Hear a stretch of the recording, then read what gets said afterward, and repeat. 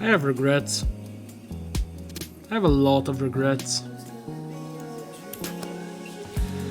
Why am I doing this to myself?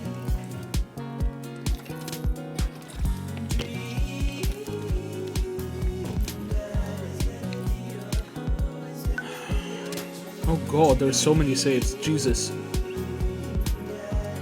I haven't played this in almost 2 months.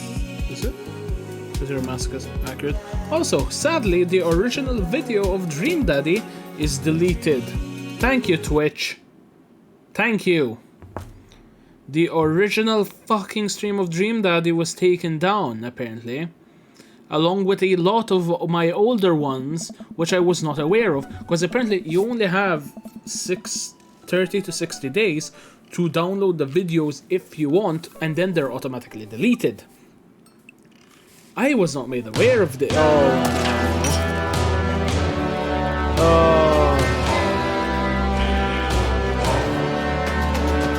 Hello.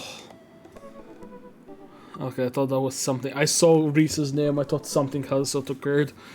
Alright. Oh, why am I doing this to myself? Alright. Let's just get this over with. Thank you very much for the sub. Very much appreciated. Well,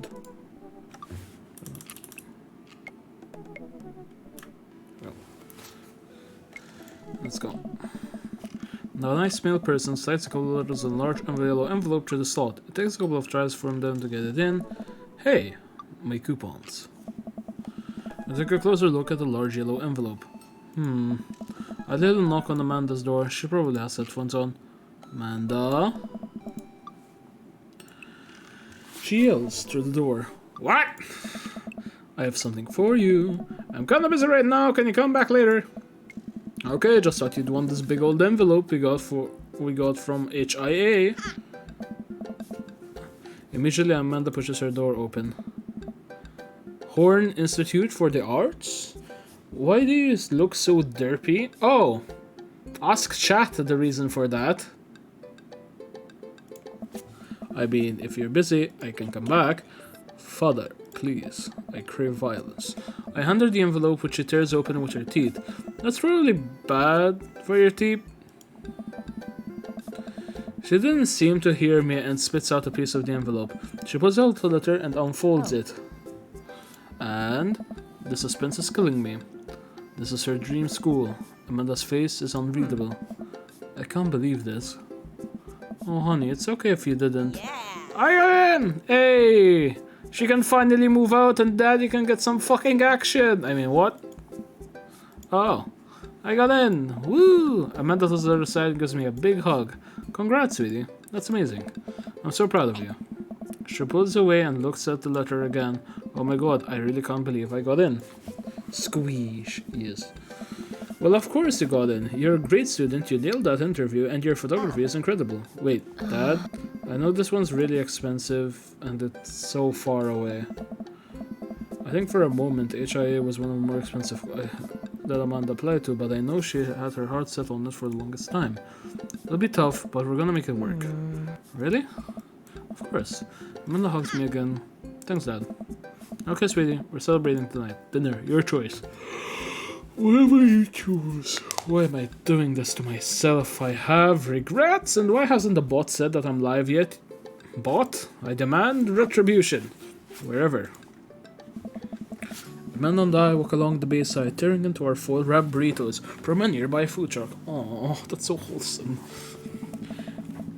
I could have chosen anywhere in Maple Bay. Cost was not a determining factor. Please, Dad, you know I'm a simple gal. Just give me a Rito with a view. Oh, I can't say I'm mad. Amanda and I sit on a patch of grass and watch ships sail lazily through the bay. At the dorms and right near a bunch of cafes, there are all the galleries nearby, and there's a discount if you bring your student ID and... Amanda? Slow down. You're gonna choke on your burrito. I know, I'm just excited. I imagine that students get their own studio space once they're seniors, and will get all the professional photo editing software for free. That's actually really nice. Oh, It's nice to see Amanda so enthusiastic about HIA, but I wish she wouldn't do it between bites of her burrito. I taught her to chew with her mouth closed. I wonder who my roommate's gonna be. You take a survey online and match it with someone with similar major and interests, I bet we're gonna be best friends. Craig and I were. A good roommate can be a lifelong friend. But don't even get me started on bad roommates. I see the things on the chat, I'll give them a look. Oh no, I'm just kidding. We don't have a bad roommate. Our only other roommate was a puppy that Craig brought home one night. We spent the semester fabricating a story about our new foreign exchange student who had a really bad cough that sounded exactly like a dog's bark. Oh, so cute. There, you have toast, and you also wanted a cold one. Fuck you for making me get up. Yeah, the one that you had previously got. Oh, I hear that. I can't see it. Oh shit, we've been raided. FBI, open up! Hello, Louis. Greetings, Luigi. You have just caught me as I was getting a monster from my bag, you twat. Exchange student. Oh, dogs bark. Oh, how is your sim? Fireblade Red? Yes, old Red. Maro St. Clair, hello there. I do it to make you good. I'm fine. Carl Rudel. Yeah. And they let you have animals in the dorms if you get a note saying you need one. I bet I could forge one. I think I'd get a rabbit or maybe a snake or maybe even both. Would the snake eat a rabbit though? Road. Road. When it answers. We did a horror game for 5 minutes, 1.5 hours just chatting. Went better than playing. That sounds great. But now I lurk while I take Neko home. Alright, take your time. Hi Neko. We're doing okay, pal. Oh boy, I think I'll leave it all that up to you. You're so excited, I don't want to disappoint her, but I need to be real for a second. So you know I had that talk with Mr. Vega? He didn't tell you about the dumpster fire, did he? What? No. I won't put the damper on the good news, but I need you to knock it out of the park the last few months of school, okay? If you really want to go to Horns, you need the scholarship money. Neko, hi daddy, why are you like this? Wait, yes. Wait, is Brute next to you, Jake? And I think so. The wall just went... Oh, for fuck's sake! God damn, Jesus! Why do I even have a bot? I know you can do it. Okay, I promise I'll try harder. I pat her on the back. Think you can handle a 14-hour drive to come home for the holidays? It's gonna be some treacherous ice roads to cross. And don't even get me started on the paranormal occurrence. Why, you're my baby. No, I just know this. Confirm for me. Alright. Well, it'd be weird if I get to see you. Aww. My eyes immediately well up with tears. Aww. Oh, Dad, don't cry. Sorry, I'm just very, very proud of you. You're all grown up now, and you're such a good person. I hope you know how important you are to me. Oh, what is this wholesome bullshit in my goddamn daddy fucking game? How dare you have this emotional bullshit? Unacceptable! I'm gonna move the chat over there just so each time my face appears, you can all see the glory that is Max.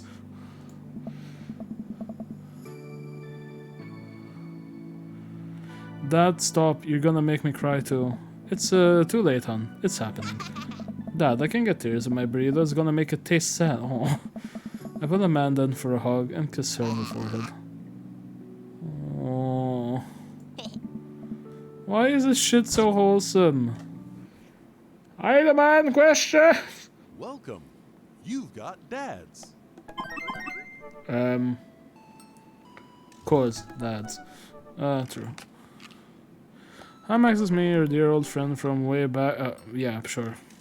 And let's see if signed up for that book. They've recently added exciting new messenger, so you may find yourself receiving messages from other dads like myself. Take care, no, not to miss them. Amanda, is that you? What are you doing on that book? Yes! Worth it! I'm not fucking the vampire! I refuse! Why, Max? I never. We've known each other since business school. How could you possibly confuse me for your amazing and talented and easy to buy things for a daughter? Though I am, of course, flattered you should buy Amanda more things. Amanda, you know I didn't go to business school. I barely even managed to get my degree. Why are you so racist? It's not a question of being the fucking racist. I just don't want to fuck. I'd rather fuck Craig. But more specifically, I'm going for insert name of person here. Wait. Oh, wait. No. Wow. I didn't say that. You never heard that. This is gold. I was a great student. I swear I graduated stomach class because I worked hard and ate all my vegetables. Totally holding this for later. Wait, do you even remember what I majored in? This bitch. I declined comment. Cool. Worth it. Oh, fuck Robert. I'll show you a good time. No! I'm going for fucking Matt. I like Matt. He's nice. Matt is nice. I'm afraid I need to reread all of this shit because I completely forgot how it is. Isn't, like, Robert specifically a one-night stand kind of cunt? Like, I preferably my cold brew set up one drip at a time. If you have one thing to take with you on the desert island with a beef, fine-tuned supposedly away. Oh yeah, he's the kind of Rastafarian to an extent. What are your terms on multi-instrumentalism? What did you do when you grew up? A barista, weirdly enough. What's your favorite movie genre? Shit with subtitles. Same. What's your ideal date? We go to the animal shelter and consider adopting a cat. Why are you like this, Jake? But you can change him and make him sell for his bad boy ways. I don't give a shit. He's not worth it. Why do you never leave home without my headphones? Both in ear and over ear, just in case. Smart, I do that. When I used to have a fucking audio jack. I don't have time thinking about where did writing comments and song titles come from? And where did it go?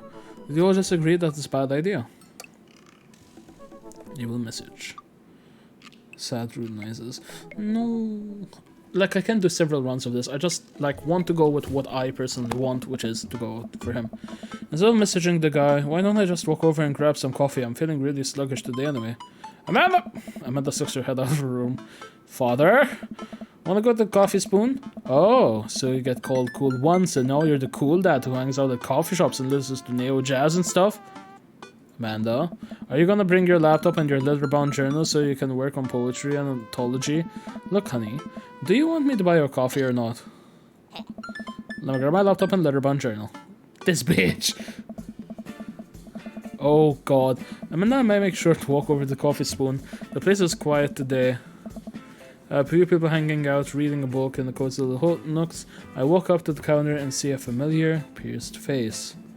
One sec. Let me try and adjust something just so it's a bit easier. Because technically the game doesn't actually run at 1080, which is quite fucking oh, thank you, OBS, you piece of shit. Yet again, you never fail to be an absolute cock. There.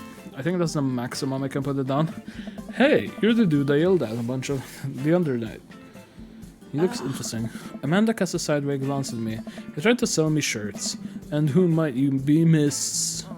This is my daughter, Amanda. The person I am a father to, I'm very protective of.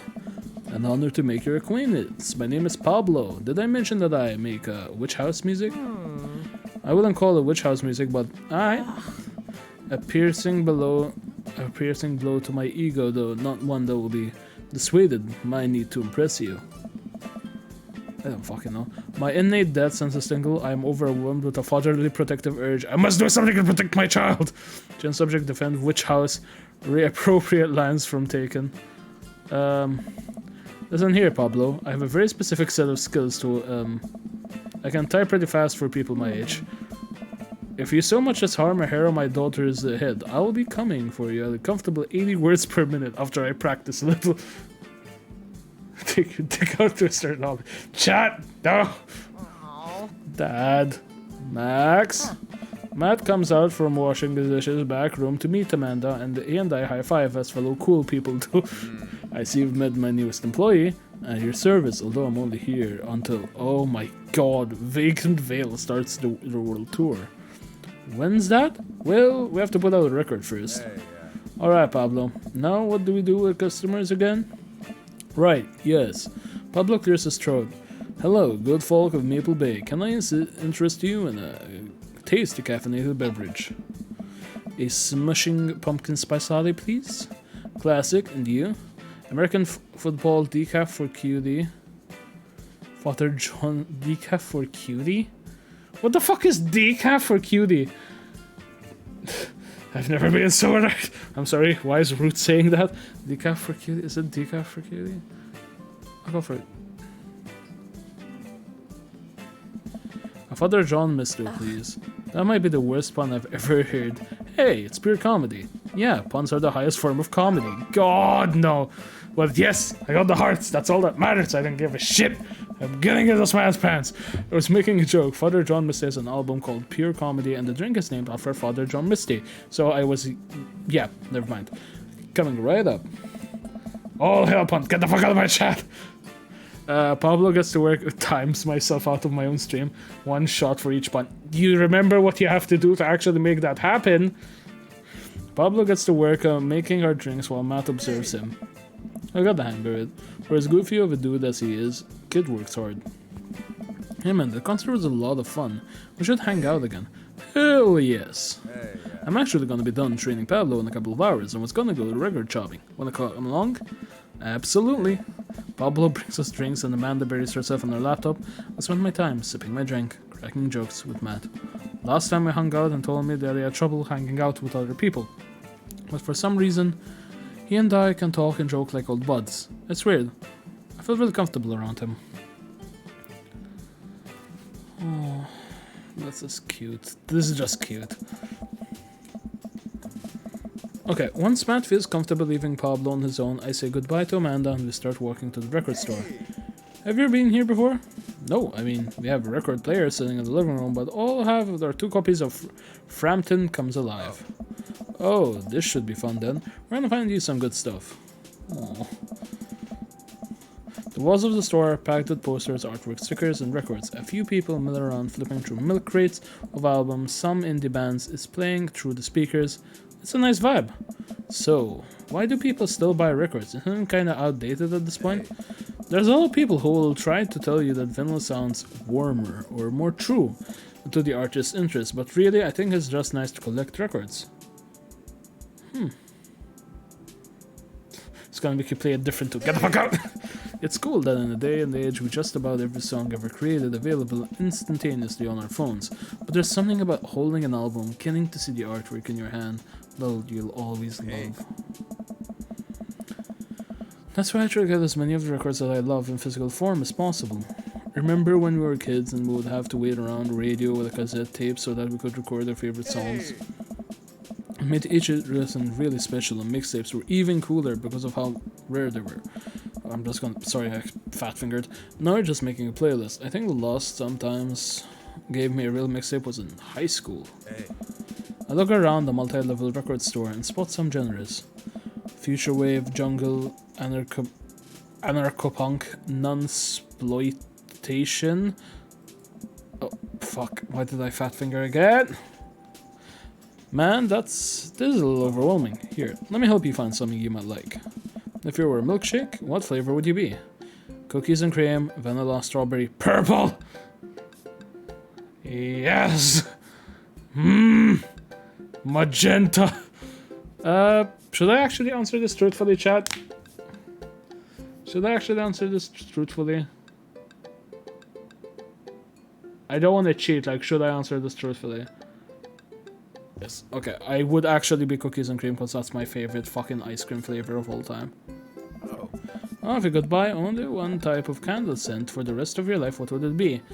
Daffodil? No. Camouflage Summer Breeze? Maybe. Spring Creek? Or Power Violence Cherry Blossom?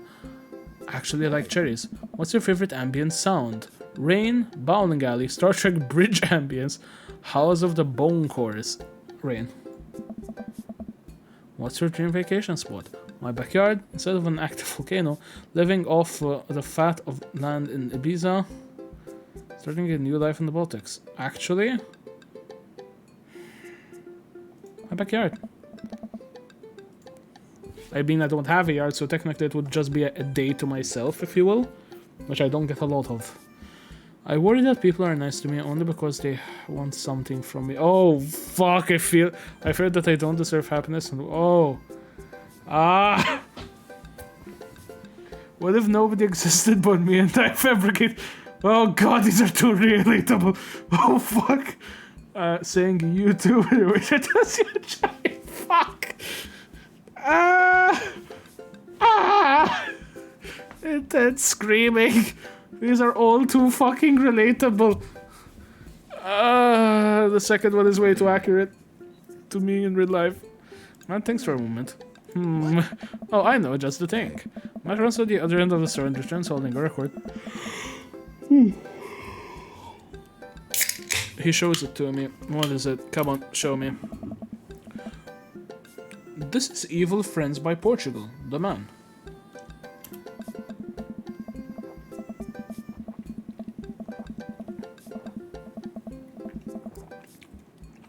I'm curious, is that an actual song? I'm gonna look this up. Evil Friends. Holy shit, it is! I'm gonna play it. Holy shit, it actually is an actual song.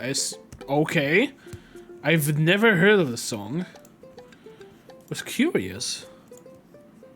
I just drank. Piss off.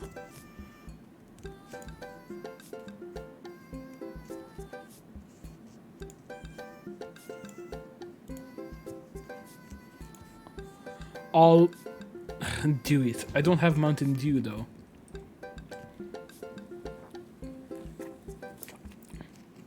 I'm not chugging it. Fuck off.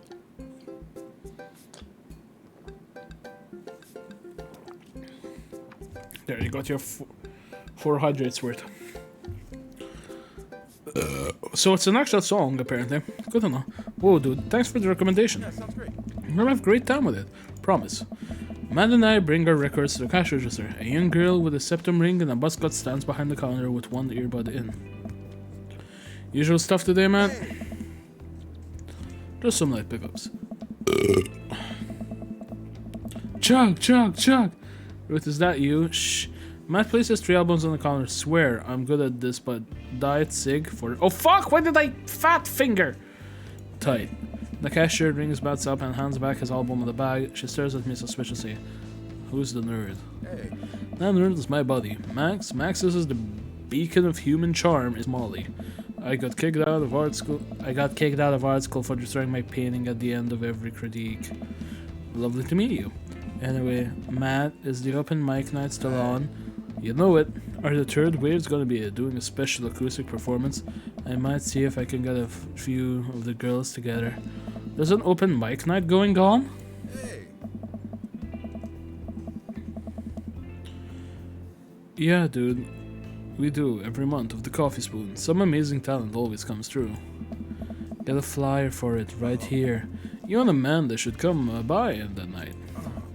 Matt blushes. Oh, oh. Wait, why are we not seeing Molly? More than likely because they ran out of budget for extra characters. I mean, if you're not doing anything, will Vacant Veil be playing? If only. I finished playing for my record and paying for my record, and we head out of the store. Man, what a trip down memory lane. I haven't been in a record shop like that since Vans had shag carpeting. Now that you mention it, isn't it strange that you think all those weird little musical memories? How do you mean? Well, I think music is a very time and place sort of thing. A song important to me not only in that I think it sounds good, but where I was and what I was doing when I listened to it. Actually, this is very accurate. Shag carpet for shag... Oh, get out! There's music that reminds me of exes, struggling through school, or being so poor that I don't know where the next meal was going to be from. Why is this so relatable? All this stuff and listen to these songs remind me of those moments of my life. Yeah, now that I think of it, even the pop concert Amanda made me take her to is special to me. I mean, I'm not really a fan of the band, but hearing their songs on radio remind me of how young and excited Amanda was. And then, that even reminds me of a younger me going to see my favorite band in concerts with all my friends. Oh. We would always go to friend Cynthia Chapman's house beforehand, smoke pot in her basement. Like we were so slick, her parents definitely knew what we were doing. Wait, when was the last time you smoked pot? Matt stops and thinks for a moment. It's been decades. Dude, me too. Where do you even get pot now? Is that what cars even call it these days? I don't know. Hey, yeah. But I bet I could find out. Do you want to get high and listen to our new records? Yes! Matt pulls out his phone and starts texting. After a few minutes, he looks up and smiles at me. Ah, Molly's got a hookup. Says to me in an alley near the coffee shop. Oh. Absolute G. Okay, it turns out if the feds, you make a break for it, and I'll take the heat. Just promise me that you raise Amanda like she was on. Oh wait, that's me. Okay, if it turns out it's the feds and you make a break for it, I'll take the heat. Just promise me that you raise Amanda like she was your own. You realize that weed has been legalized in the state, right? I definitely knew that. Hey. But we live in dangerous times. Who knows what lurks in the seedy underbelly of Maple Bay? We could find ourselves on the wrong end of a deal gone wrong, but just look out for Amanda. I swear. Huh? Oh, here's our guy. Coming around the corner, one of the nasty grease dumpsters, shrouded in the darkness, is a lean figure dressed in all black. Excuse me, Mr. Drugman? Surprised person almost jumps out of the skin. It's Lucian's Damien's son. Oh no! Who sent you? Huh? We're cool, man, we're cool. Says who? For all I know, you could be with the feds. Actually, we prove you're cool. What? I need to know that you're down, alright, Bolt. Show him you're not wearing a wire, impress him with your extensive knowledge of current drug lingo, cite mutually assured destruction. Yes! Look, man, you're trying to buy drugs from me, and we know you sell drugs. You have dirt on us, we have dirt on you. We're in this together now. Look, it's fine, I get it. Buzzcut Molly said you were coming. Right, now that the formalities are on the way, let's make a deal. Sigh, alright. How much do you want? One. One what? Hey. Yeah. He means weed, Lucian. Yeah, but how much?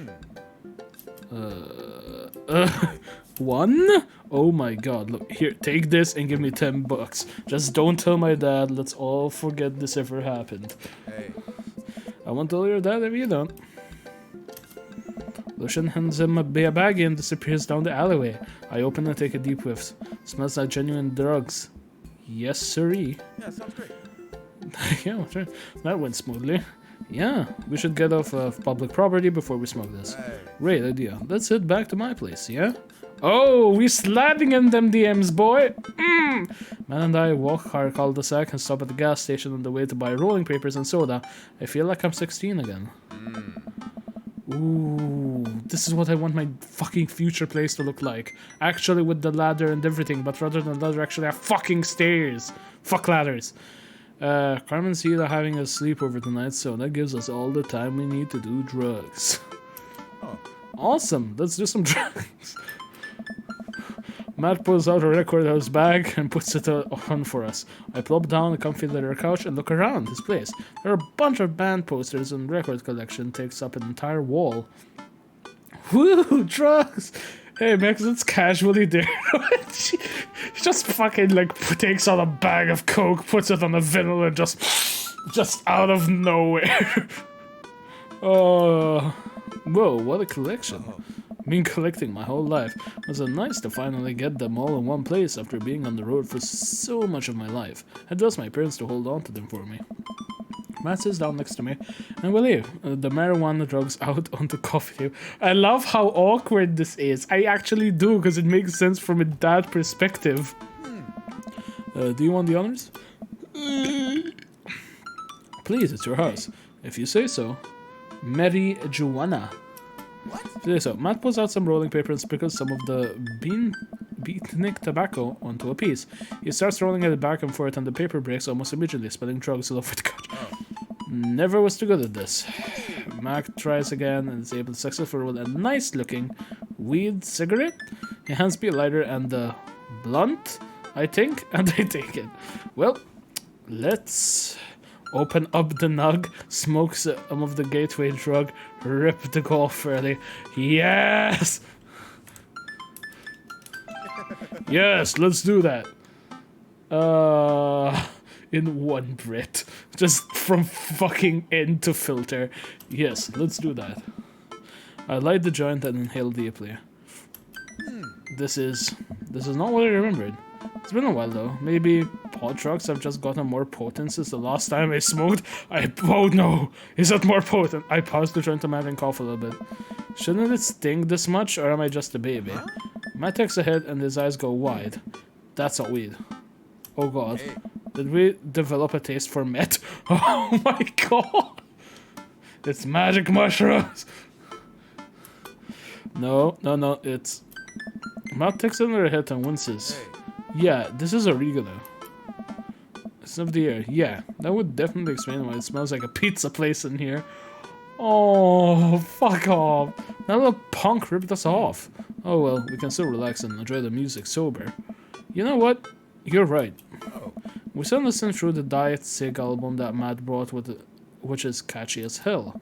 I look around the room again and see photos of Carmen Caesar growing up. I spot a young woman with a huge smile in one of the pictures with the tool. Oh no. Whoa, that's... Hey. Oh, that's Rosa. She was Carmen Zida's mother. She died when Carmen Zida was young. I'm sorry to hear that. Amanda lost Alex at a young age too. I can understand how hard that must have been. Look around again, spotting framed geek posters hanging on a wall. On it there's an illustration of Matt and Rosa surrounded by flowers. The cursive letter reads, "Stillness, the dancing." Looks like they played the Soundgarden over a decade ago. You two were in the band together? Oh man. Yeah. That was the reason I was touring so much when I was younger. She traveled the whole country in this rinky-dinky little van.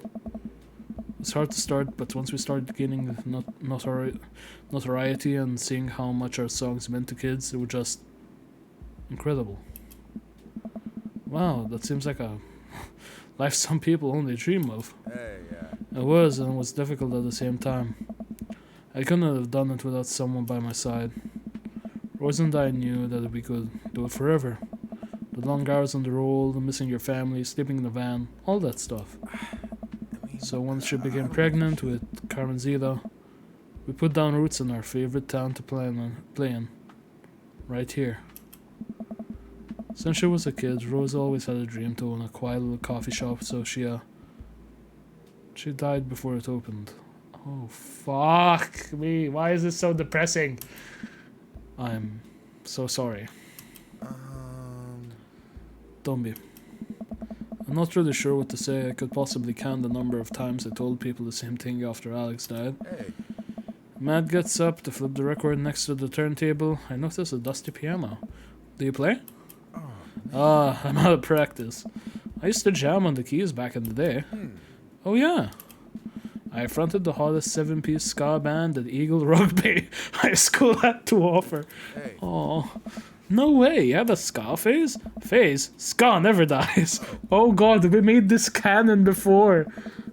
Oh, we made this canon when we first fucking started playing, and I loved it. Play Megalovania. No! Except that Ska Man's Manifesto, who broke up after his senior talent show to pursue solo careers. Dude, that's so rad. Matt was on the piano bench. Hey. Give me some of the two-tone love. Oh man, let's see if I still got it. I sit down on the piano. Stick to your scar roots. Anyway, here's Wonderwall. Okay, chat, you fucking decide.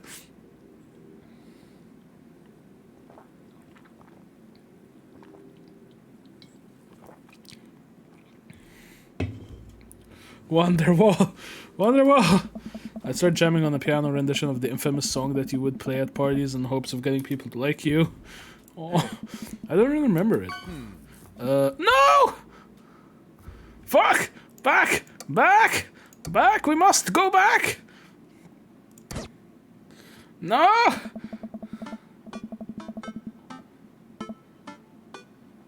Hey. Hey. No, I need the perfect relationship. Hey. I don't know if I should. Stick to your ska. I think I'm doing it. I'm playing ska. Wait, that was just smoke on the water. Matt, I forgot how to play. The Deep Purple I've always appreciated nonetheless. Alright, buddy, can you top that? I shouldn't. Oh, come on. No, it's been a long time. Never too late to get back into it. Oh. Matt, you just sat through a butchered version of Deep Purple Smoke on the Water. How much worse can it be? Matt stares at the piano for a second. Okay.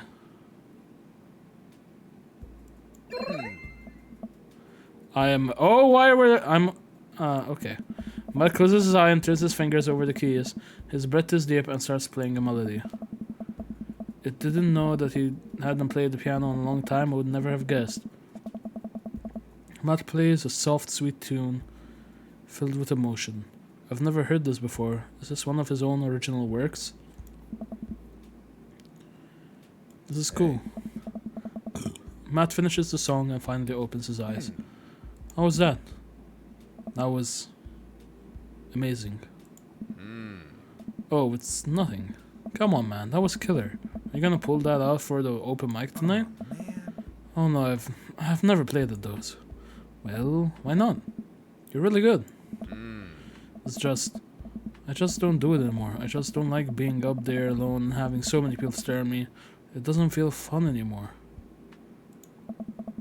I can sense that Matt's getting uncomfortable at the thought of it. I won't push him any further. Alright, man, but I hope you know how beautiful your music is. Oh, man. Thanks? Hey. Matt and I sit and listen to more records until I get straight. I decide that I need to get to bed. Matt walks me to the door. Let's never tell anybody about the organo, okay? Wait, can I tell my doctor? I don't know anything about the health effects of smoke. Oregano, and I think we'll be fine. Night, dude. I smile. Good night. Free squish. I walk inside the house. It's dark, save for the sliver of light coming from beneath Amanda's door. I knock lightly on the door and enter Amanda's room. She's sitting at her desk with her camera, editing photos. Hey, Amanda. Amanda swivels around the chair, faces me and slumps down. What smells like pizza parlor in here? What? Nothing? Wait, why did you... Honey, there was already dedicated toast cam. You didn't have to. Fuck. Where is it? I will reject it so you can get your points back. Then squeeze times 10. There. He has been squeezed. What? Nothing? So, what's up? Dad, I'm hungry. Huh? Wait, no. Hi, hungry. No, I'm Dad. Amanda collapses on the floor. I'd promised myself I'd never let it come to this. Sorry, kiddo. You set it up. I spike it down. You're a monster. Want some spaghetti? Yes, please. Oh, some bullshit is this. Amanda and I boil pasta and heat up sauce in the pan. Well, I boil pasta and heat up sauce while Amanda watches. Despite my best efforts, I'm not able to set it on fire. How was record collecting? It was great. You know that Matt used to play in a band? No way! Was he good? I don't know if his band was good, but he played some piano for me tonight, and it was amazing. Yeah. He played piano for you? Dude. Yeah, I brought it up that he should play at the open mic night that's happening in the coffee shop, but he got kind of weird about it. Hey, I saw a flyer for that. We should go. It's not too late to start a father-daughter punk band and play a couple tunes there. Yeah, let me break out my glockenspiel. I think they only know hot cross buns, but we can work off the chord progression. Mom, spaghetti! Amanda and I have a nice dinner before she goes back to her room to the photograph stuff. Not watching True Life. I'm a house hunter. They're staging an intervention for the house hunters who is crying uncomfortably over the color of the walls. They know they can paint the walls of their house any color they want, right? That song is stuck in my head all night. I'm glad I'm going for the match route, although it's very depressing. Bad puns. 520.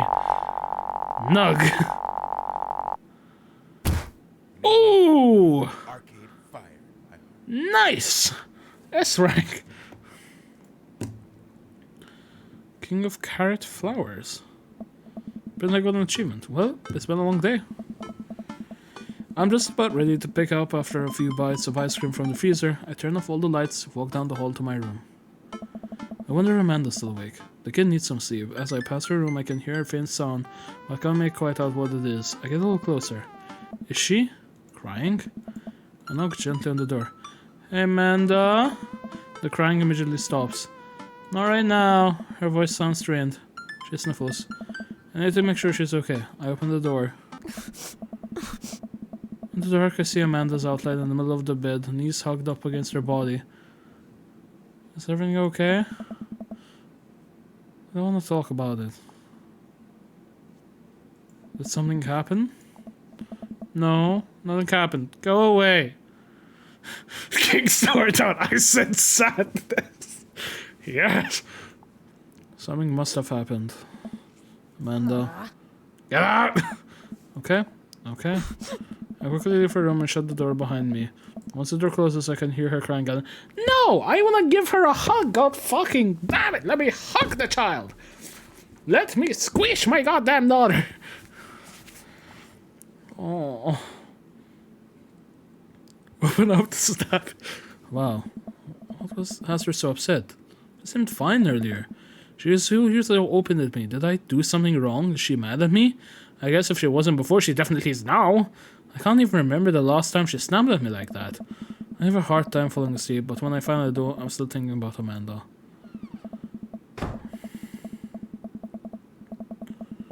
I hear Amanda walk in the door instead of heading for the kitchen like she usually does. I hear her make a beeline to her room. She's clearly trying to avoid me. Hey, Pumpkin. What? Can we come here for a sec? There's a moment of silence. Yeah? On the table across from me. So, I'll talk to you about what happened the other night. Amanda looks away. Why not say so upset? What's going on? I told you, I don't want to talk about it. Well, you've been giving an attitude lately and I'd like to know why. It's none of your business. What happened? Is it something I did? No, Dad. Can you just drop it? Amanda, please talk to me. I feel like you're drifting away from me. I don't have to tell you everything. I'm an adult now. You should treat me like one. Amanda, I'm only pressing this because I care about you and I want you to be okay. If you're not gonna tell me, then fine. No matter how much you do... Why did I fat finger the goddamn dialogue? Fuck! That's all. If you ever decide you want to talk about it, I'm always here for you. Bertona squeezed her hand. Oh, at least I gave her a small squeeze. Always. Okay. Amanda gets up. I'm gonna go now. Alright. Watch Amanda go into her room and close the door. Welcome.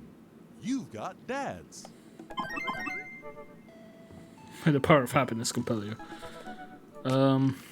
MS, what are your feelings about poker? Beyond hardly knowing her. Poker? I hardly know her. God damn it. There it is. Well, good talk. Well, I actually like poker, just saw the joke and I had to take the shot. Please, madam and dad, I'm contractually obligated. No, I get that. Anyways, we've been playing weekly poker games and I figured I should send an invite your way. That sounds great. I love losing money. Cool. Dude, see you soon? Can I look at another chat? Hey, are you up to anything tonight? Hugo and I were planning to go to the artwork downtown and were wondering if you'd care to accompany us. I would normally write a letter longhand, but I've run out of distressed parchment paper. Whoa, can I see Damon and Hugo's chat? Am I a hacker? But I don't even have a hacker, Elias. The feds are gonna bust down my door in a minute now. I've got to destroy this computer. Max, this is group chat. No, I'm not going for... No, not for the vampire. You know what? Fuck you. Just for saying that chat, I'm going with the other option.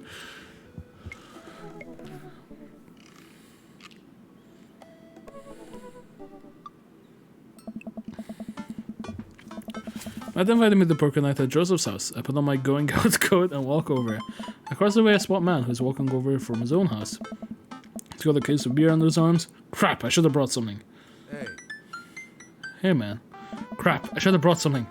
Haha, no worries, man. It's your first time. Just bring a full wallet. Oh, no. How long have you guys been at this for? Years, buddy. That's a nice way to keep in touch with the guys. It's never really high stakes. Me proceeds to fucking gamble anal virginity. We pass through the fence enclosing Joseph's backyard. Craig, Brian, and Joseph here are on the patio drinking beer and chatting. Robert sits in the corner, brooding as usual. Max, glad you could make it. So I'm so psyched to take all your money. Just like old times, Craig, the resident shark. Craig's the resident shark. We prefer the term person who is good at poker. I'm well aware Craig's always been suspiciously good at poker. Are you still terrible as you always were in college? Poker face, tell the truth. I'm still terrible at poker. My tell is sustained. Shot like giggle. Damn.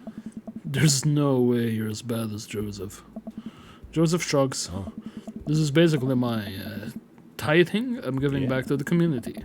Plus I'm happy to just sit here and eat all of Brian's snacks. Hey. Guess who brought pigs in a blanket? Not Craig. Hey, my chia seed and granola energy balls are very just as delicious. Everybody loves. Let's just get the game going. We all take a seat on the table and Matt starts dealing cards. The first couple of rounds go easily as I'm getting the hang of things, but obviously that Craig is running the show here. Craig, how did you get so good at this? It's pretty easy, you just start getting a feel for everybody's still, like Matt scratch his ear. Hey! Brian adjusts his pants when he's trying to lie. Now wait a second. And I think you just loudly announced to the whole room when you have a good hand. Yep, that's me. What's Joseph still? Everything is literally everything. That man is an open book. He couldn't lie if he tried. Well, at least I have God on my side. See, you can't even say that without a straight face. Oh, their ooh and ah voice lines are so awkwardly sexual. What about Robert? Ooh. Honestly, the man's an enigma. Robert raises a glass of whiskey to us in solemn salute. I think he'd wipe the floor with us if he actually tried. I'm just here because I enjoy the company. Robert pulls out his phone and stares at it. Robert, is that a flip phone? Yeah. What are you, a drug dealer now? Yeah. What do you need? Horse, speed? Tijuana Johnnies? I can get you the street stuff easily, but if you're looking for something exotic or a designer, maybe 72 hours on a favor called. Maybe I won't need you today, maybe I won't need you tomorrow, but someday. Oh, I think I'm good. Right. But still, if you got the coin, I got the goods. Ah! I dropped my phone and told it, and this is back up until I can get it replaced under warranty. Motherfucker. Everyone remembers their sympathies as we've all been there. We get to playing. I really got to step eating those pigs on a blanket. I don't know, but they're very good. I think there might be cheese in them. Oof, I don't know if I get enough of the ratio on this round. You can always bet your firstborn. If you think you can handle another one, be my guest. Briar and Hazel are a handful to say the least. Buddy, you think 3 kids is a handful? Try 4. I'm operating at 100% dad capacity at all times. Actually, it's technically 5. Christian saw a commercial for one of those dolls that poop and wouldn't stop asking me for it. We ended up getting it for her birthday, but she's so grossed out by the fake baby poop that she makes me change his diaper, so now I'm changing a real baby and a fake baby. Hey. There's just a lot of pooping in the household. I am not... Days ago... One night I walk in after she tried to take the doll apart, see how the poop mechanism worked, but then she couldn't put it back together and started crying. Poop everywhere. Fake poop, but still. That reminds me of... Wait. Do we all have poop doll stories? Everyone nods in agreement. Oh no. Guys, I really don't need any more poop in my life than there is already. Could we just get back to poker and not talk about poop? Matt deals on the other hand. We quickly forget about the poop. We run out of pigs on blankets, so we switch over to Craig's salty snack food. It actually isn't terrible. Those kale chips are phenomenal. We should sell these at the coffee shop. It's my own recipe. I'd be happy to give it to you guys. Hey, dude.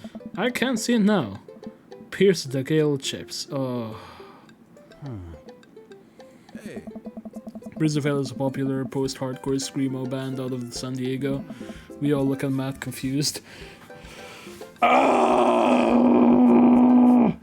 Okay, we all look at Matt confused. Pierce the cat, get out! It's maybe not any of our pronounces. How's the shop nowadays? Busy as ever. I'm dying with the idea of hiring another person to work the counter. But I haven't found a good candidate. If Amanda's looking for a summer gig, let me know. That's really nice of you, but I think she's burned too badly by coffee shops before. Literally, not figuratively. Matt cocks his head to the side. I'll ask her though. Rude, that's a regular's night out. Yeah. We get down to the final hand of the night. It's Craig and the lid and landslide. Joseph has long lost since all of his chips and is taken to tidying up, refusing any help from the rest of us. Ryan deals us all cards. So what's it gonna take for Robert to give me a damn on this? Give a damn on this round? Robert looks up from his half-empty glass of whiskey. Do you really want to unleash the beast? Well, I'm curious. I got a long history of being a gambling man, but I'll only do it for you to make it interesting. None of this penny chip nonsense. I got literally 18 years single blend sitting in my closet right now. Was saving it for when River turns 21, but I'm willing to put it up as a collateral. Now you're talking my language. He throws the keys to his truck on the table. She's seen better days, but can still put a tree trunk out. Oh my god! Myself and everyone else at this table immediately folds. Deal. The cards. Brig Eye. Are you guys sure you wanna... You heard the man. Deal. Brian does the next round of cards. Craig stares daggers at Robert, who casually sips his whiskey. So, I know what you might be thinking. Robert put his old workhouse up for grabs. His only mode of transportation at this time in his life. His only home. How could he be so sure of his aptitudes in gambling? I'll tell you right now, Craig. I wasn't always like this. I was a lot like you. Smart, talented, cocksure of my own luck. Great biceps, but it doesn't last long, though. I lost everything in a game of Pai Cow in the back room of a Circassian tea house of what I thought was a 3-day business trip. Everything's gone. Clothes, money, identification, you name it. I woke up in a ditch near Sierra Park and had my life new from there. It took me 3 years to beg, borrow, and steal my way back to American soil. And in those 3 years I saw the greatest depths of human fear, love deeper than I've ever had, and lost it all many more times over. I've seen my own death, Craig. I know how I die. It's not like this. So let's make this more interesting. Robert produces the deed of his house from his jacket and tosses it onto the... What the actual fuck? All I have and all I am. Are you prepared to go the distance? Craig wipes the sweat from his brow. He studies Robert's face intently, searching for any sort of tell that he can find. Robert casually sips his whiskey again. I fold. Everyone erupts. Fine, fine, whiskey is yours. And that's why you don't dance with the devil. So what was it? Were you bluffing or did you have the cards? That's for me to take to my grave, fellas. This piece of shit! I need to know! Please! Next week, boys. Next week. You got it. I'll be there. Sure thing. I almost had a heart attack. Fucking sure thing. Show me the cards! This has been relaxing. As soon as I doubt I will wake up in this cold sweat thinking about it tonight. Keep working on the poker face, Max. Aw. We all say our goodbyes and head our separate ways. That was actually a really cool scene. Matt, let me slip into your DMs.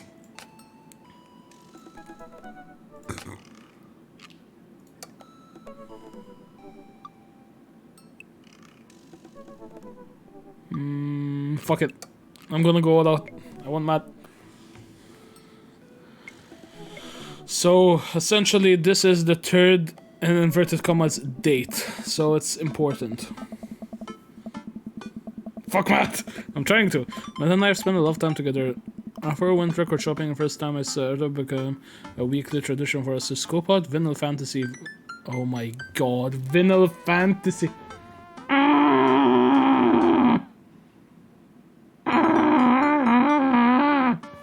Sorry, I needed that. For new releases, on quieter days, I'll go to Coffee Spoon and just hang out with him. He's been trying to get me to branch out from my usual black coffee to try new things, and they're always delicious. Since I've been spending with so much time with Matt, Carmen Zita and Amanda have become really close friends. Amanda taken Carmen Zita under her wing, teaching her about photography, helping her with homework, and introducing her music that's not just boy bands. Huh.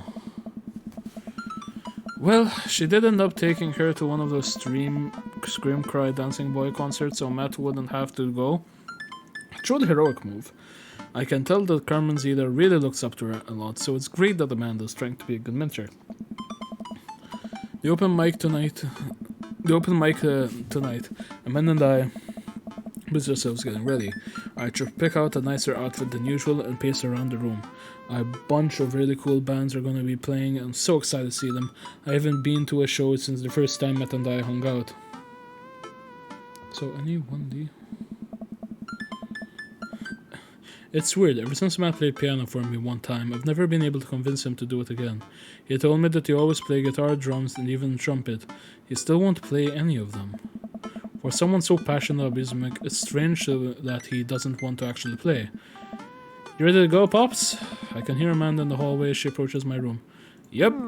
Amanda pops her head and looks me over. She pinches the bridge of her nose. Dad, we talked about this. What?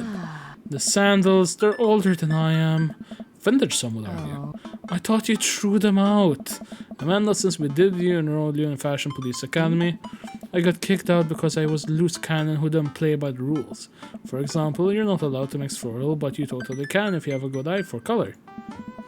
You're out of your jurisdiction, rookie. Amanda guards the door until I pick out a better. Oh fuck! I accidentally tabbed out of the game. Fuck! Stop! Those sandals are going directly in the evidence locker. What's the? It's the trash. You can pry those sandals from me, cool dead hands. I propose a compromise. Fine, keep him, but you're committing a heinous crime. Justice will find you one day. Come on, Dad, we gotta go. Stop in the name of law, you've broken Skyrim rule. I've never seen the Coffee Spoon so packed. I spot some of their faces from the pub concert, all shipping their caffeinated beverages of choice. A couple of people are standing up on stage. I don't see Matt, but I'm sure he's busy in the back. Amanda and Carmen Zita find each other immediately and do their secret handshake, some complicated clapping with their hands and a big hug. Max, I turn to see Hugo sitting at the table, none other than Damien. Haven't seen you two here. I am, as you know, a dedicated patron of the arts. Hey! What the fuck? There's a bit of a tradition between Damien and I now. Matt's open mic nights always seem to bring out the best talents in town. Sometimes it gets a bit odd, even for my admittedly eclectic taste. Oh fuck. Fat finger? At least make the vampire sound like Dracula. Yeah, he's just helping with Pablo Kid get some equipment out of this van. Whoa.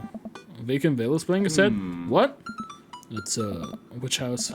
Damon's Ear Perk? What is that? I don't know. Well, it sounds delightful. Amanda says it isn't. Shame.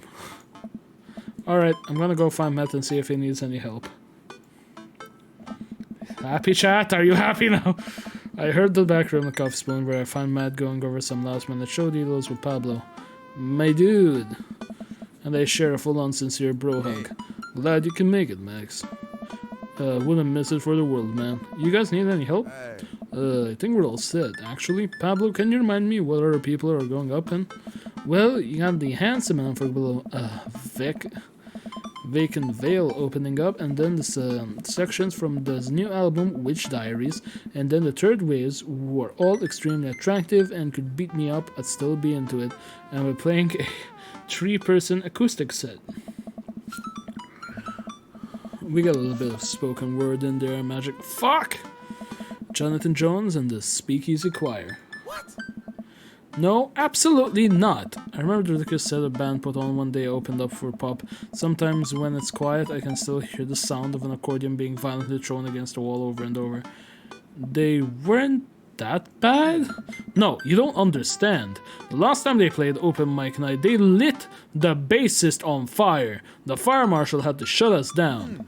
They also refused to pay for their drinks. Yikes. They are not playing tonight. Well, they're outside, all 17 of them. Then tell them we're full. Then who's filling their spot? Matt, you should play. Come on, Matt, you should play. No, I can't. I really can't. I'll play. What are you doing? What do you even do? Stop talking. Close your mouth. The Scrumminous Manifesto is making a comeback. Yeah, I'm reloading. I'm reloading. You got the bad thing. I know, I got the bad thing. Fast forward. I'll do it. I'll play. What are you doing? What do you even do? Stop talking. Close your mouth. The Scrumminous Manifesto is making a comeback. Solo show. I thought you didn't know how to play anymore. You don't know how to play anything anymore. Ska comes to you in the hour when you need it most. Without fail. Stop being so desperate to please your hot friend, Max. Is there a keyboard around? Your unneeding thirst will be your ultimate downfall. Yeah, I got one right here. Then it's so... Dude, are you sure? No, I'm not! Are you sure? Not sure a Scout's generally played with the staccato notes on the upbeat. Well, as long as nothing gets set on fire, it can't possibly be worse than Jonathan Jones on the Speakeasy Choir. Matt grabs him by his shoulder and stares into my eyes. Thank you, Max. I owe you big time. I settled back in my seat when Amanda and watched the show start. The house is packed with a few people even standing outside to watch. What have I gotten myself into? He stares into your eyes. Fuck me! Please, you hot friend. Oh.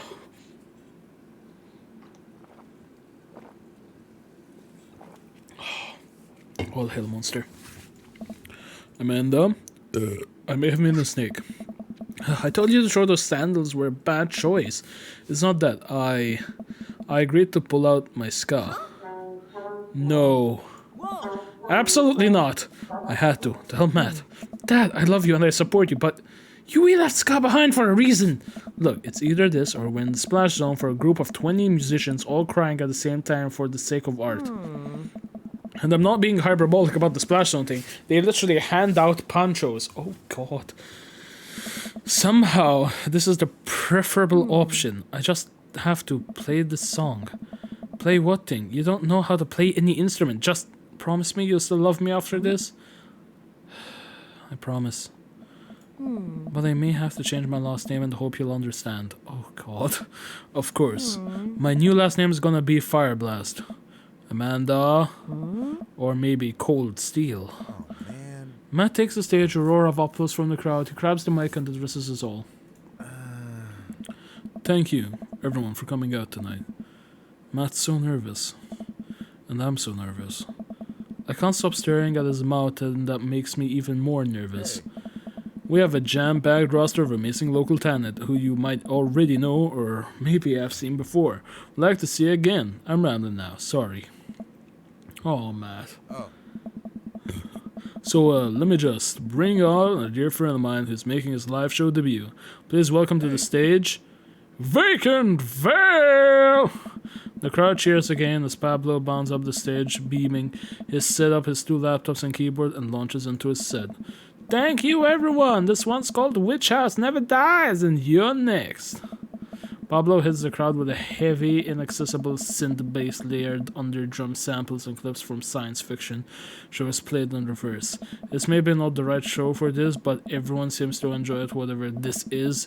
At the end of the song, Pablo jumps out on the mic. Thank you all, the Veil Weavers who came out tonight. I put on the crowd cheers. He has a fan base already? He has a name for the fan base? This is his first live show? You can buy a t-shirt out of the trunk of my car after the show. Also, I'd like to thank my mom for coming out to watch me play. You're my rock, ma. Aww. Love you, honey. Love you, honey. Wait, just imagining how this would actually sound. I love you, honey.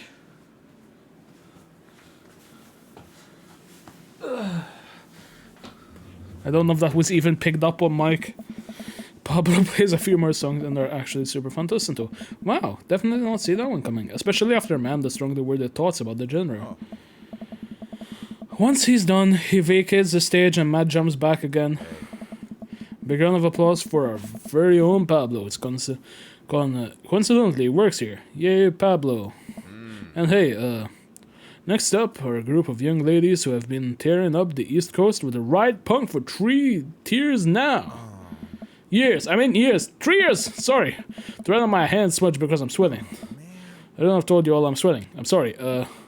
Wow, he seems just as visibly nervous as I feel right now. Put your hands together for the Third Waves. Mascot Molly from Vinyl takes the stage and followed by 2 girls with colorful hair, fishnet stockings. All of them are wearing combat boots. All of them look mad about something. Their set is so energetic it almost seems like a pit is gonna open up in the coffee shop. I look over to Amanda, who's clearly enjoying the hell out of the anarchic female-fronted punk rock. Do root times 3? Yes. Dad, can I get a lip ring? Sure, if you pay for it for yourself. Come on, it's no fun. It's not an act of youthful rebellion. After the third wave closes out, the rest of a variety of acts play the delight and sometimes horror of the crowd. The magician tries to turn a cup of coffee into a cup of coins, but ends up just spilling hot coffee all over himself and dropping the coins. Oh, Lord. As each act leaves the stage, I get more and more nervous. There are so many people here.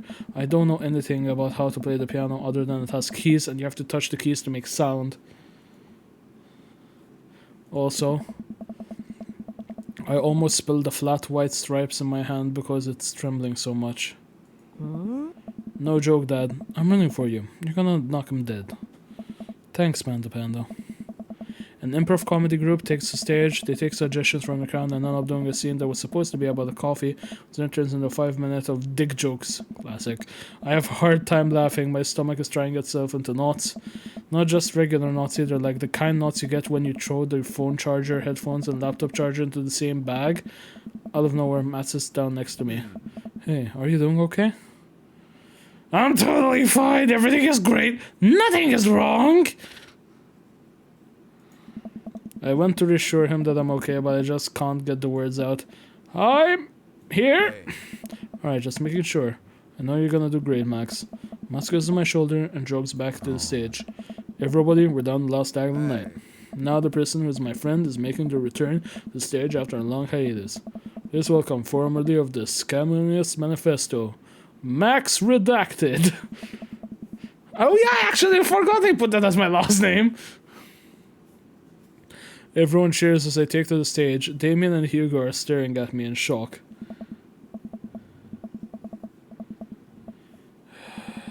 Hey everybody. Good to be here. Thanks for having me. Great crowd. My name is Max, but you can call me by my stage name. Frankie Two-Tone, 5 Iron Freddy, Thomas Clancoffy. Why do I have to pay 5 Iron Freddy? Fuck it. The crowd claps politely. I got hearts from off-screen. I sit down at the piano. That's a lot of keys. That's so many keys. Do pianos usually have this many keys? God, these lights are really bright. Someone coughs. I guess that's some good stage banter. And now, I have to play a song. The song is called Beam Me Up, oh my God! Ah!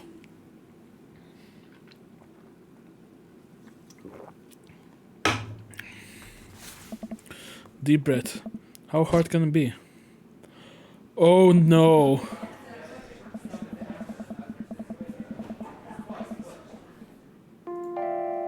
Tickle that ivory.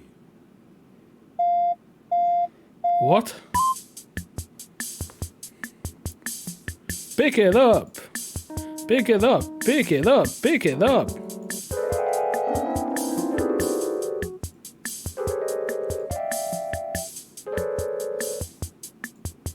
Watch us fill up the room.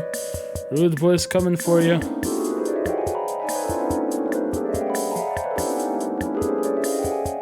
I'll be alarming.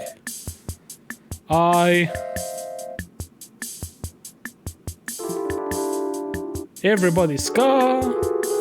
Beam me up, Scotty.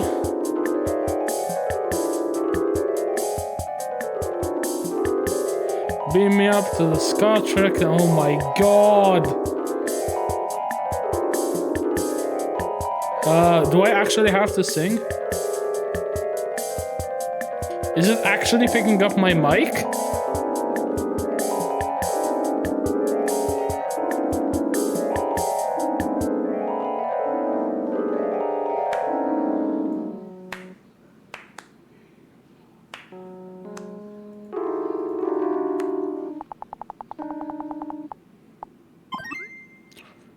Oh, oh, this game is so wholesome what it wants to be. I look up the crowd, I see a bunch of people shifting in their seats. Oh no, I'm losing them. Ska already is dead, and I killed it. Everybody ska? Everybody ska! Hey. Like a checkered tie wearing angel descending from two-tone heaven, Matt walks on stage playing the guitar. We lock eyes. He gives me a reassuring smile as he effortlessly plays the chords in the song. I look out to see the crowd wild as my... Oh fuck, I can't actually read this. I'm gonna have to read this on stream because I have it too low. Everybody bouncing around now. Oh, for fuck off, OBS, you dog shit. It fills me with renewed energy as we jump on the chorus. Beam me up, Scotty. Beam me up, Scotty.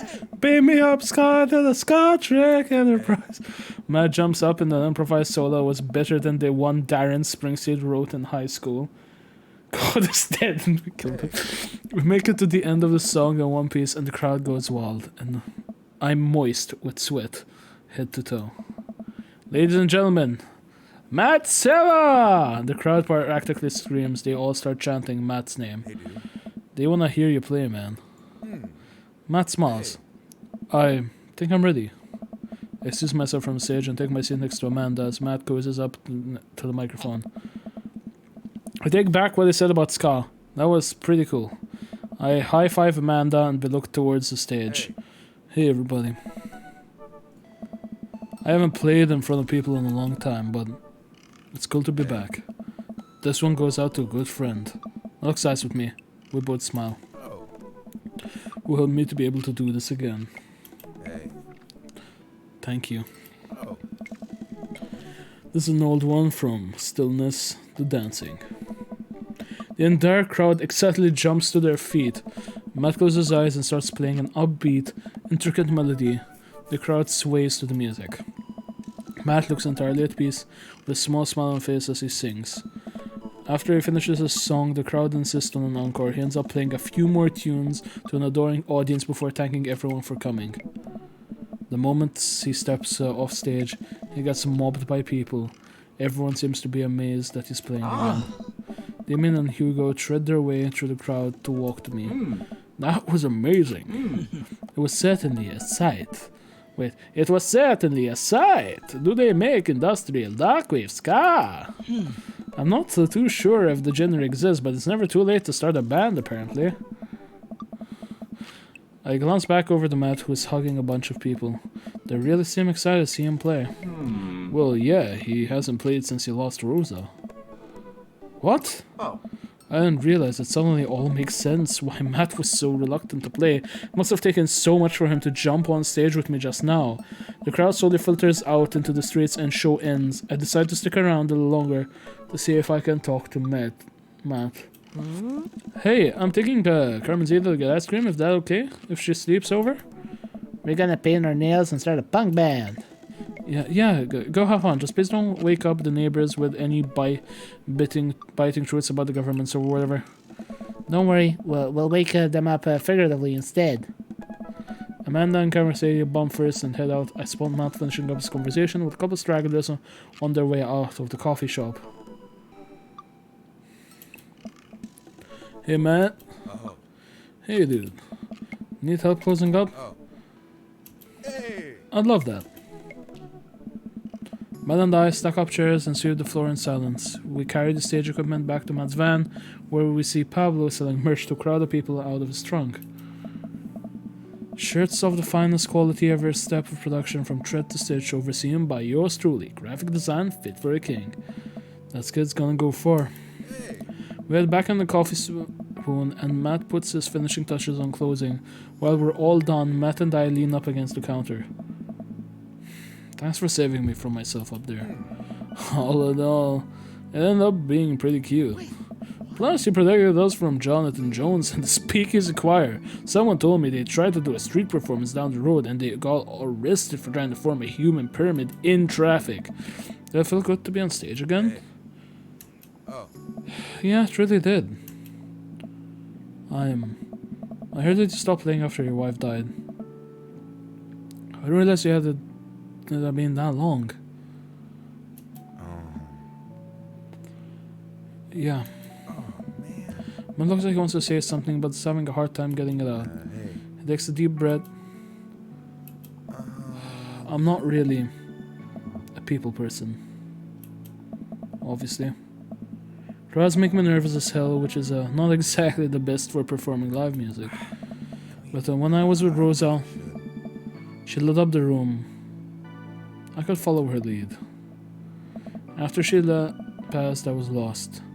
Even touching a guitar hurt too much. I tried playing for people over and over, but the music would never come out, so I just gave up. I guess what I'm trying to say is, life wasn't this scary when I had someone in my corner. Someone I felt safe with. I haven't felt like that in a long time. Until tonight. What changed? Oh. You.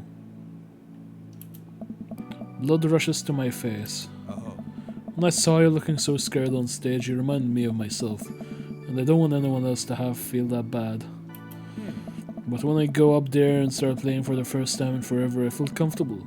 I was having fun. I had spent all this time being so afraid of performing that I forgot how much I loved it. Your strength gave me strength. Whether we were trying to or not, you got me out of the comfort zone, so thank you. Oh. Thank you for helping me realize that I can do this. I'm glad I could help. You're coming on stage and I didn't think you would stick your neck out for me like that, especially considering all of this. That really means a lot to me. Hey. Well, you mean a lot to me. Matt and I lock eyes. He leans in and kisses me, quick and soft. He pulls away and covers his mouth. What? Oh god, I'm sorry, sorry, I can't believe I just did that. Neither can I, but Oh. I'm glad. I lift touch again. I brush his hair out of the way and rest my hand on the small of his back. Matt pulls me closer. Everything about him is sweet and soft. His lips taste like vanilla. He smells like coffee cake. I can feel him smile through the kiss, which made me smile. He laughs into my mouth. I can't help but laugh too, our teeth knocking against each other. Ow! The moment I open my eyes, I realize we're still leaning against the espresso machine. Maybe the coffee shop isn't the right place for this. Maybe you're right. Let's go back to my place.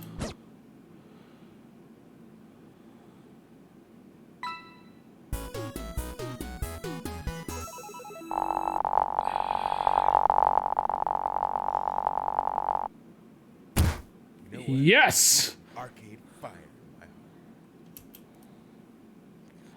King of Carrot Flowers. I just got the achievement.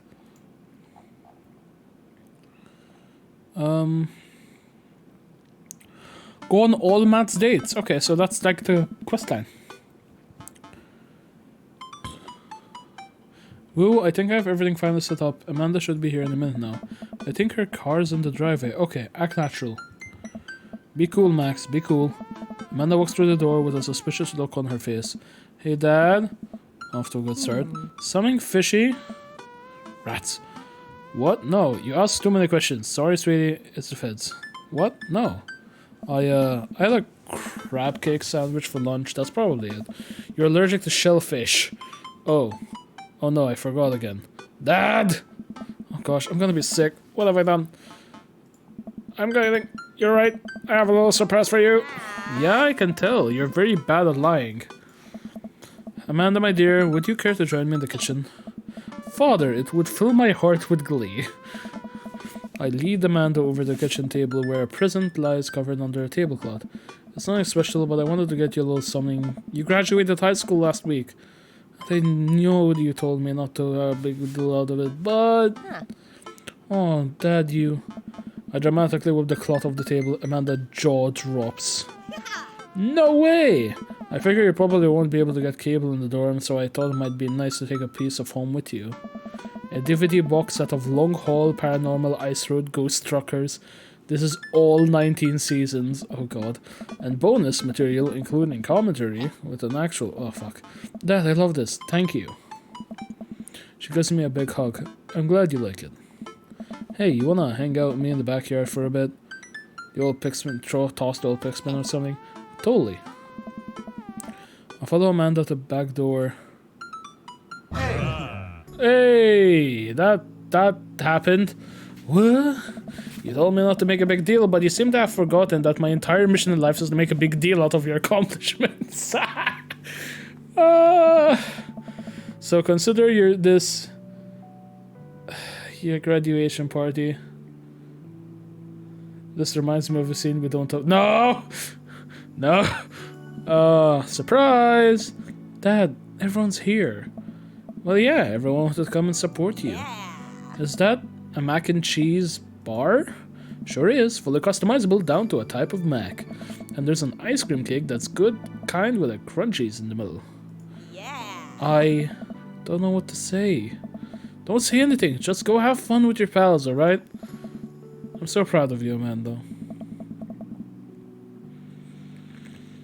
Amanda smiles and runs to her friends. Should make the runs and make sure everyone's having a good time. But first, mac and cheese. Max, my dude. Pablo, how's the shirt business going? My bud, I got men's shirt, I got women's shirt, I got tank tops in a variety of sizes, shapes, and colors. Max is feeling wholesome. Get the fuck out! Each one of them is a fine quality screen printed with the logo and visage of world-renowned white witch house outfits, Vacant Veil. Purchasable at most respectable retailers, but more specifically out of the trunk of my car. I'm also selling my mom's world-famous homemade apple butter. Never stop hustling, Pablo. Baby, you got it. Max! Brian, you made it. Hi, don't pass up on a good Mac. What do you think of the party? It's not bad. Just not bad? Yeah, it's not bad. Don't let him bait you. Don't let him bait you. Thank you for the lovely compliment. Daisy trots up. Hi, Amanda's dad. Hey, Brian's daughter. See? How's that feel? That's a really great party. Thanks so much for inviting us.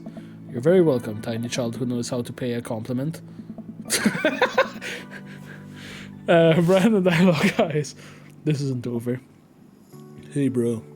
Bro. This is a real rager. Thanks. Taking our older age into consideration. I'm trying to be in bed at a reasonable hour tonight. Don't let me get too wild. Don't worry, dude. I'll keep an eye on your fruit punch intake. You know, I'm really glad we're bros again. Me too, dude. Brian and Hazel peek out behind Craig. Hi, little ones. Hello. Hiya. Thank you for all the ice cream cake. Wait, girls, how much of that do you eat? Bar ate 4 pieces. Ask any witnesses. No, he didn't. Hazel ate 4 pieces, and I want to pin it on me because we look alike. I have your face. Nobody will ever believe you. Oh, boy. I'll let you guys figure this out. Good seeing you, Craig. Let's hang soon, yeah? Totally. Tell Amanda congrats for us. Looks like you've settled in neighbor quite nicely. Yep, couldn't ask for a better cul-de-sac. Well, I'm glad. Hopefully we'll see you at more church events. We got a big schedule planned for the rest of the year. Sure thing, Joseph. And maybe if you aren't doing anything later, we could hang out sometime. Sure, Joseph. That'd be great. Yes, John, what is it? Well, see you later. Hugo comes to me with a plate of mac and cheese. You won the bet? What bet? Which bet? I make a lot of bets. Be more specific. What bet did I do? Look at the group chat. I'm in the middle of stream. Whoop. What's gonna happen? Max, oh yeah, wait, was this bad again? I knew. I had to give you food. Oh! Oh! Oh no. Root! Root! Root, what have you done? Bitch, better have my money! Hugo comes up to me with a plate of mac. I'm gonna pretend like I didn't see that. The perfect cheddar to mac ratio. Beautiful work, Max. Thanks, Hugo. You know, I'm really pleased to see Amanda going to her dream school. I'm glad she turned it around for finals. Me too, that scholarship money will really help. Amanda walks by and pretends not to see Hugo. Amanda, come say hi to your old teacher. Hey. Congratulations on graduating. I know you're gonna do great things at art school. Haha, yeah, thanks. Amanda starts to back away. Wait, I just realized that you're not my teacher anymore, so I don't have to be afraid of talking to you. You no longer have power over me. You're right. Go for it, adult. I can no longer give you detention. Yeah, I'm gonna break anything I want, and there's nothing you can do about it. Are you still mad about the time I gave you detention for breaking my globe? Nope. Oh! And I'll give you know that your globe didn't even fit through the basketball hoop in the first place, so she'll fit in college just fine. Hey. Hey. I don't know. This is awkward. Robert gestures very good at the snack table. Good stuff. Yep. I don't know. See you later. What a splendid garden party. My deepest thanks for extending an invitation to my son and I. The iceberg cake is divine. Yeah, thanks, dude. Good cake. I stare at Lucian. He knows I know, but I am a man of my word. The story of the oregano betrayal will go unsung. Thanks for coming by. I spot Amanda, Carmen Zita in the corner of the party. I wonder what they're up to. As I walk up, I can tell they're already deep in conversation. Listen, it's like prison rules. First day of high school, you gotta establish yourself in top pecking order. Really? No, just find a group of people that you like and then hang out with them. Be yourself. Don't worry about being cool. You'll find your friends. And try not to guess anyone who also has braces. Get stuck, kiddo. Hey guys. Hey, Amanda's dad. Carmen Zita here's getting ready for high school. Got any advice? When you join a band, pick the easiest instrument to carry. I'm still walking a little sideways from the sousaphone days. Flute it is. Alright, I'll leave you guys to it. Carmen Zita, me and Amanda still on for dinner with you and your pops tomorrow? Yes, we're already planning a carrot cake for you guys. I better keep making rounds. I leave the two to keep conspiring. As the party starts to wind down, I take a seat on our back porch steps. The sun is sitting down, and everyone seems to have eaten their fill. Amanda wanders over, sits down next to me. Hey, thanks for the party. You really didn't have to. I ruffle her hair. Anything for my panda. Amanda looks down at her shoes and sighs. What's wrong? Amanda takes a deep breath. I'm scared, Dad. Am I gonna make it through college if I can barely scrape by in high school? I don't know how to do an owl stuff. My whole future's riding on this. Aren't you just a little excited? It's your dream school. No. I'm too worried to be excited. I'm not ready for this. And I'm worried that you aren't either. Hey kiddo, it's gonna be alright. Oh fuck. You're gonna get through this. I fucking did read the thing before. Yeah, I guess. This isn't... Are you mad at me? No, I'm not mad. But seems like I was trying to put this delicately. I just feel like I didn't get a chance to be independent, you know? I love you, Dad, but I need space to be my own person, and I didn't really get to do that growing up. I'm glad we're close, but you can't be my best friend all the time, and I can't be yours. Oh. Maybe me going away will be good for both of us. Set up some boundaries. I don't know what to say. Don't get me wrong, I love you, but I do wish things had been different. I guess I have a lot of things to think about now, huh? I guess. Amanda hops up. My friends are making me out for ice cream, so I'm gonna head out. She goes to me on the top of the head. See you later, Pops. I love you. I got another achievement, which is bugged. World's okay as that. Wow, Amanda really dropped the ball on me there. It's hard to process that all. I was being the best friend I could, but apparently there's a lot to learn. I look up to see Matt smiling at me. I take a seat next to Matt. Last guests make their way out to the party.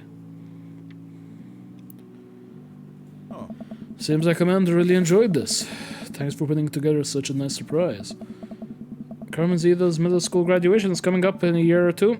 I'm sure the right fee I could put something together. Only if I get the DJ. Matt looks down his hands. It seems like he does what whenever he's trying to figure out the right words to say.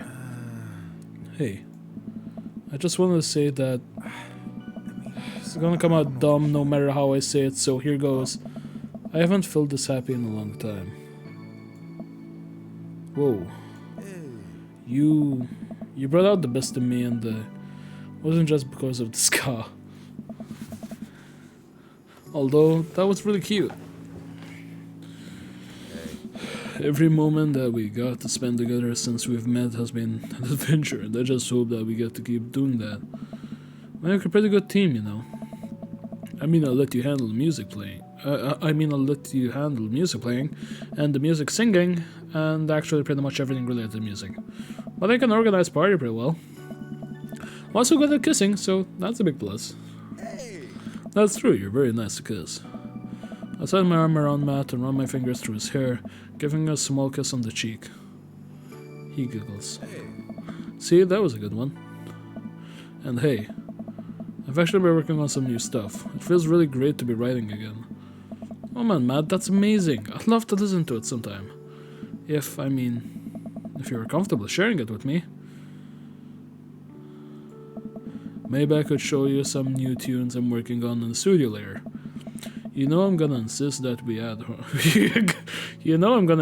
a horn section. Matt rests his head on my shoulder and sighs happily. You know what? I actually like that. What?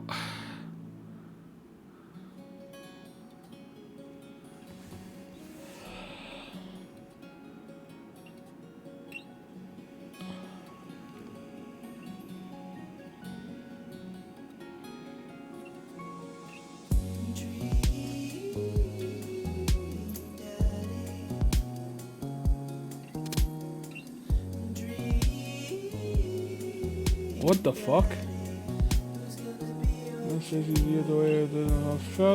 I'm sorry, who is this in the chat that just texted? I feel like I'd come here and make a public apology about it, since otherwise I'd have to log on and stop the reply chains. Thanks. What the fuck?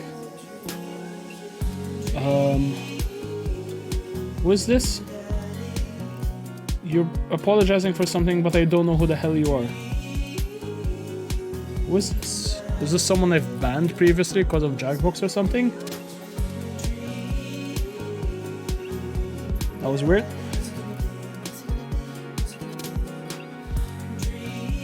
I think it is a banned account, more than likely. Well, thank you for coming to apologize. If you'd like to tell me who you were so I can actually put a face to the name.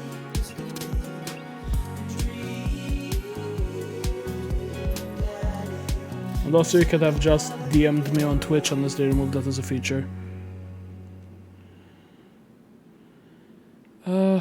Honestly, I'm honestly really surprised. I actually enjoyed the game. I expected this to go horribly, truth be told. I expected this to go pretty shit. It was my idea. What? It was interesting. As a game, it was interesting. I enjoyed the story, and I know there are multiple ways you can play through it, but I'll try and approach someone else. I'm gonna try and maybe date the vampire guy to appease chat. Now go get the fuck off, chat. I don't know how the hell Ukraine is, but alright. See you, I guess. I don't know if he's still in the chat, but I am very confused. I am extremely confused by who this is.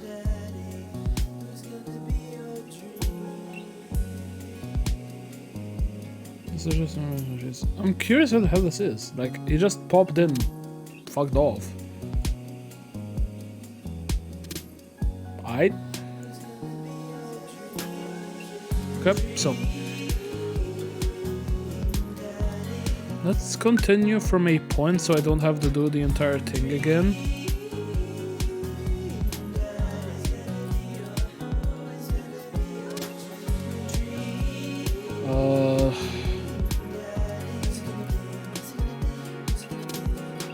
Okay, so load this and I'm just gonna fast forward. Yeah, I'm just gonna go for the cookout from that book. Oh fuck it, too early, yeah.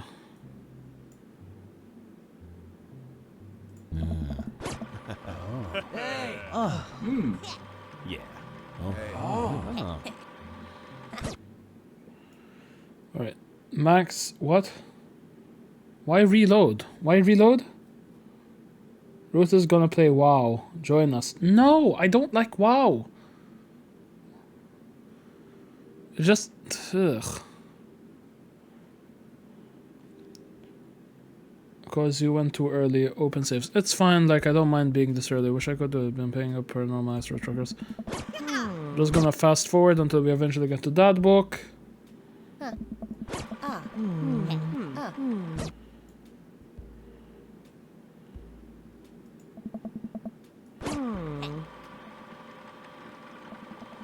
Oh, it's an actual save? No. There. Welcome. You've got dads. You've got that. Let's try and... Okay. Alright, let's do this. Okay, the guy that texted earlier, Ukraine something, something. In the past chat, I felt like I had to come in here in public. Who is he? Damon seemed really interesting. A little odd, but interesting. I think I should hang out with him and get to know him better. Yes, Vamp Papa. I navigate to Damon's dad book page and type out a message. Hey dude, you seem cool. We should hang out sometime. I sit there for a minute before I see Damien's typing, but then he keeps typing and typing. Man, is this guy writing a novel? I'll leave the computer and make some coffee. And he's still typing. I sip my coffee and the computer finally dings. Max, I must confess my excitement to be receiving your kind letter. For me, as you feel, I do find myself available to enjoy your company. I must ask for the... Wait, I have to talk in the fucking Transylvanian accent. God damn it! I must confess my excitement to be receiving your kind letter, for as you see, I find myself available to enjoy your company. I must ask for your forgiveness, however, as I believe our first meeting did not paint me in a gentlemanly manner as I would have liked. I would be highly flattered to enjoy your companionship at my residence for an afternoon tea and stroll out around my garden, should it please you. Till then, adieu. Yours humbled, the Blood Match. You sound Nigerian? Fuck off. Hey Amanda, can you help me with something? Dad, for the last time, I'm not popping your back pimples. No, can you interpret this for me? Learn the computer, Amanda, and just squints at Damien's messages. I just don't understand. Let's speak. Like, is this how you kids communicate with each other now? Oh, totally. This is the whole new thing. See that? Kids got over saying lol and the ma or whatever and decided that they needed to do with bring it back to the 1800s. So, what do? Where's your pen and quill? What? Did you forget to unpack the pen and quill, Dad? How will we address this nobleman in regards to your upcoming debut? Deputy Bellow. Okay, now I know you're messing with me. Father, without a proper chaperone, you'll never end up with a suitor worthy of our land. Or dowry. Or So you read Pride and Prejudice for school one time, and now you're reciting things you know about it back to me, aren't you? Like the first 5 pages, then I read a review of the movie. Gotta be though. Great. So what do I say to Damien? I got this. Mother is over and types on the keyboard. Sure thing, dude. Regards. Max. Amanda had sent and smiles at me. Well, I suppose that's that. I'll make the short walk over to Damien's house. Well, I guess you can really call it a house. It's more of a manor estate. The Gothic architecture looms over the other homes in the cul-de-sac. I walk past a couple of gargoyle guarding the front door and look around the doorbell. There doesn't seem to be one. I pull the large ornate carved bat's head and door knocker back. A hollowed sound echoes through the house as I strike against the door. I wait several moments before the door slowly creaks open. It's a little creepy, but I enter the home and take a few steps into the foyer. The old portraits of who I assume are dead relatives hang onto the wall. As I am admiring them, the front door slams shut behind me. Hello? Silence. An old lamp in the corner flickers dimly, casting ominous shadow against the wall. Why do I feel like all the people in these paintings are staring at me? Why is it so cold in here? Where's Damien? Max, pleasure to have you in my home. I look up and see Damien standing at the top of the majestic staircase with a walking candle holder. What's with the door slamming shut? Oh, sorry, there was a draft. And the door creaking open when I knocked? I accidentally left the door unlocked. And the creepy oil paintings? I like oil paintings. Right. Right. Please, let me show you around. Okay. Game leads me around his house, showcasing his parlor, sitting room, auxiliary sitting room, and the parlor again for some reason. This is one of the oldest homes on the block, yes, but nowhere near as old as the architecture might suggest. Through extensive renovation, I've put in a Battlecraft residence that is both historically accurate to the Victorian period and equipped with the amenities of any modern dwelling. We walk past the door covered in bumper stickers, caution tape, and a black parade poster. Did they listen to My Chemical Romance in the Victorian era? That's my son's room. You know, how the rebellious teenagers he are. Onward, there's more to see. So this guy's ordered, yep. There's a door at the end of the hall, and Damien opens it with a flourish. And this is the library. When I was a young boy, get the fuck out of my chat. Sunlight streams in front of our ceiling arched windows. The walls are lined with packed bookshelves. Even more books are scattered over the period-appropriate furniture. Damien is clearly really proud of this room. Look at the window, look at the butterflies, pick up a book. Sure. I walk to the window and I am greeted by a beautiful view of Damien's backyard. It showcases a beautiful view of the rest of the cul-de-sac. Hey, I can see Craig on his lawn. He's doing push-ups with his daughter on his back. Damn. He sees me and waves happily, doing push-ups with one hand. Damn! Did you see that Victorians spend at least 20 hours a week gazing longingly out of a full-length window? Wait, really? No, but Victorians did appreciate telling a good joke. Look at the butterflies, pick up a book, that's enough. I walk up to the glass display of pinned bugs on the wall. It's pretty impressive. Nice bugs. I pinned them all myself. Maybe I could show you how sometime. I'm concerned I would stick the pin right through my finger. Ah, the pin is Gambit. So, are we gonna ignore that he has contacts in? Probably. Is that a thing? No. Pick up a book. You know, Max, in the Victorian era there was some controversy surrounding reading. Many people thought the more towardly novels would encourage youths in a life of crime and would cause too much of a distraction from work and school. I pulled out a book at random and examined the worn cover. Opening it, I turned to a random page and read it aloud. Naruto struggled against his chain that Sasuke had bound him with. Shirtless and out of breath, he looked up at Sasuke smirked, unbuttoning his ninja pants. What? Okay, I think that's enough. Lovely. Damien snaps the book shut and puts it back onto the shelf. Sasuke! That's a rare book from my private collection. Please, will you join me? Please, will you join me for tea? I follow Damien to a sitting room where fingers foods have already been set out upon a beautiful tired silver tray, takes a seat, and one of the high-backed chairs of Damien pours out and serves me some tea. I can't believe we're having high tea. I never thought I'd get to do this. Damien smiles to himself. What? It's a common misconception that high tea refers to wealth of class to people enjoying it, when in fact high tea refers to both later time of day that the working class had to enjoy tea and the height of the tables on which they are served. Oh, my dear friend, we're currently enjoying afternoon tea. That's informative. Damien takes a seat next to me and serves me a tiny sandwich. Your home's really impressive. Are you a lot of gods in Maple Bay? I'm gonna so. Your home is really impressive because it's out. Oh, dicks everywhere. Got it. It seems like you really put a lot of work in this place. Thank you. No one ever complimented my home before. Well, hell, I can barely get matching salt and pepper shakers in my place, and look at what you've done. Kinda jealous. That's very generous of you to say. What got you so interested in god stuff? Well, when I was a young boy, my father... Did it take you into the city? Oh, no! Sorry? Ha ha ha, did you guys see a marching band? I'm afraid I don't understand. You're serious? Of course. But it's... You know, the song. Amanda made me listen to it. Seriously? I'd love to see a marching band. Nevertheless, I've always had a love of art, history, and fashion. Are we actually gonna move past the fuck me history and fashion? Whether we started a small hobby of collecting taxidermied animals, grew into sort of an obsession.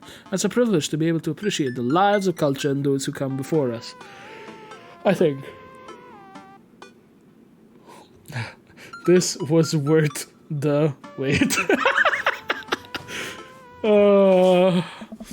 Why not go all the way?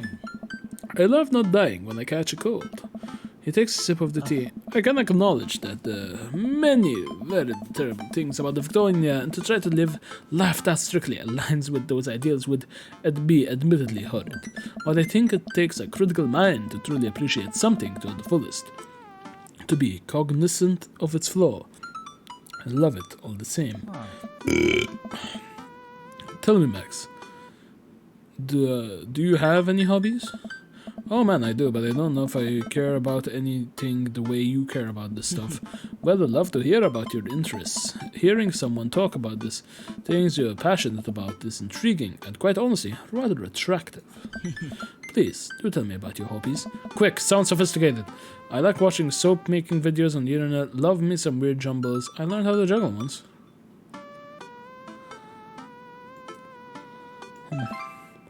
The written word fascinates me. We spend so much time using words, you know, and I think people would appreciate them more if they had unjumbled them. It's poetic, really. Oh, so you're a writer. Innocence. We finish our tea and finger sandwiches. How delightful. Come. Okay. Oh my god, he's precious. How so? Come, I have one more thing to show you. Damien takes me around to the back of his home where there's a variety of flowers flourishing in beautiful landscape rows. A small stone path weaves through, and butterflies flit lazily through the air. My garden. It's beautiful. Thank you. Victorians took flowers and floral arrangements very seriously. You see, it was considered uncut to discuss personal and romantic relationships in public. So lovers and friends alike would use bouquets to send secret messages to each other. Each flower and plant is symbolic of a different feeling. Even more interesting is that one flower could mean different things depending on other plants it was paired with. One had to be extremely careful, and even the style of which the ribbon was tied around the bouquet affected the message. Damien leans down and plucks a gorgeous bright orange flower off a vine.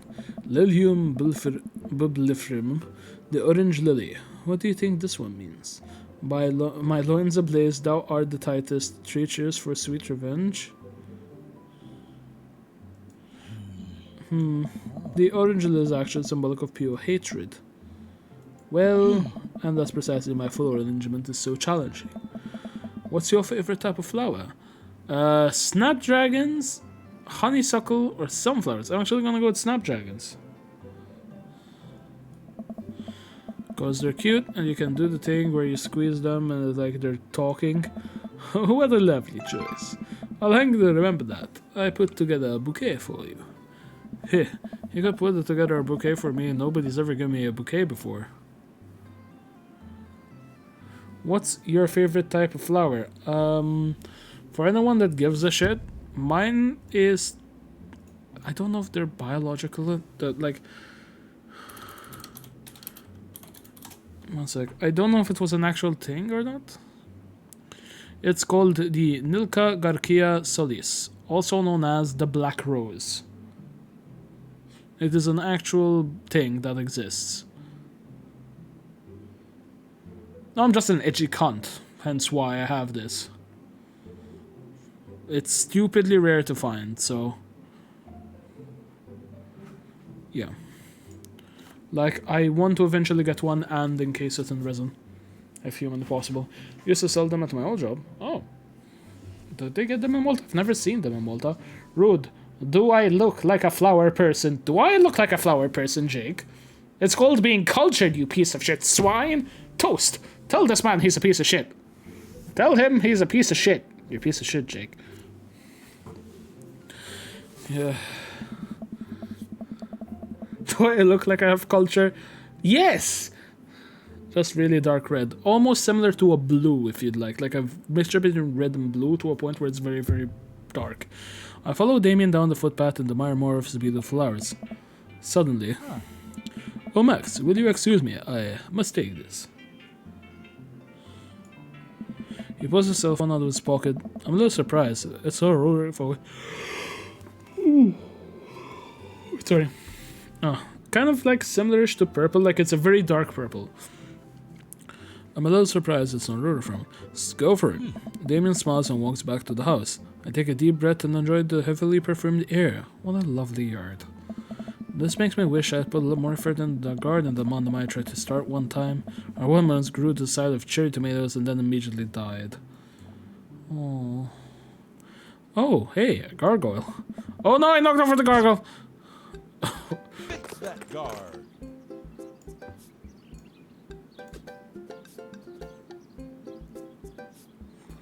I hate this. I hate this so goddamn much.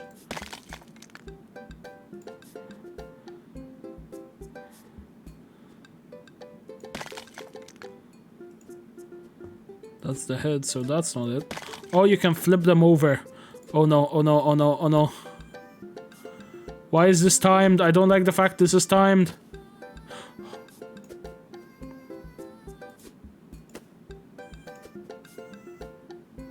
Goal. Oh. I just want to get you flowers. I love how I'm looking at the shadows and argument over flowers. You, that was so close. Uh-oh, here comes Damien. He looks upset. Max, my sincere apologies to have kept you waiting. There's an urgent matter that I must attend to, I'm afraid. I must take my leave. No problem, dude. Everything alright? Damien worries through the hem of his coat with his fingers and looks away. Everything is perfectly fine, but it's Lucian. What's wrong? He appears to have, well... His teacher needs me to come up to school post-haste. Do you need help? Oh no, you don't have to. Let me come with you. Us dads gotta stick together. You're right, this is one of Lucian's more elaborate stunts. I would greatly treasure having another parent by my side. Let's go. Oh no, he's smoking the oregano. Damien and I walk into school and are immediately greeted by an anxious-looking Hugo. Hey Damien, you're here in record time. I wouldn't miss it for the world, dear friend.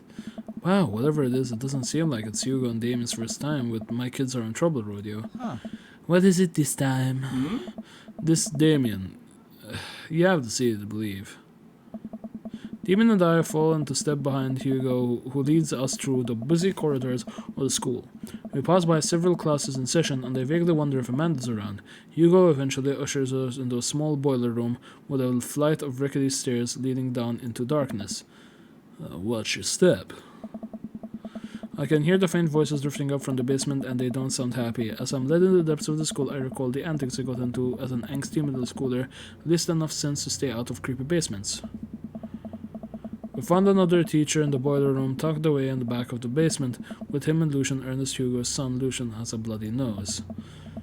Thanks for coming. I can't make heads or tails of this. Look around the scene of the crime and see a bunch of bricks and some masonry tools scattered around. What happened here? Ernest punched me. Lucian tried to kill me. What? The room falls silent. I was not trying to kill you, dumbass. I was trying to build a brick wall around you and see what happens. You promised me there was a wine down here. You tricked me. Whoa. Wait a second. Lucian, did you try to... cask of Amontillado, Ernest? I'm neither confirming nor denying that. I turned to Damien and whispered to him, What's cask of Amontillado?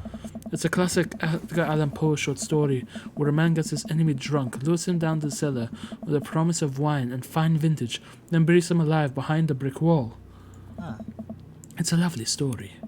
So wait, Lucian, you tried to do that to him? I was curious to see how it would turn out. I was actually going to leave him there. What's with the thought process? There's Ernest was just going to sit still while you slowly built a tomb around him?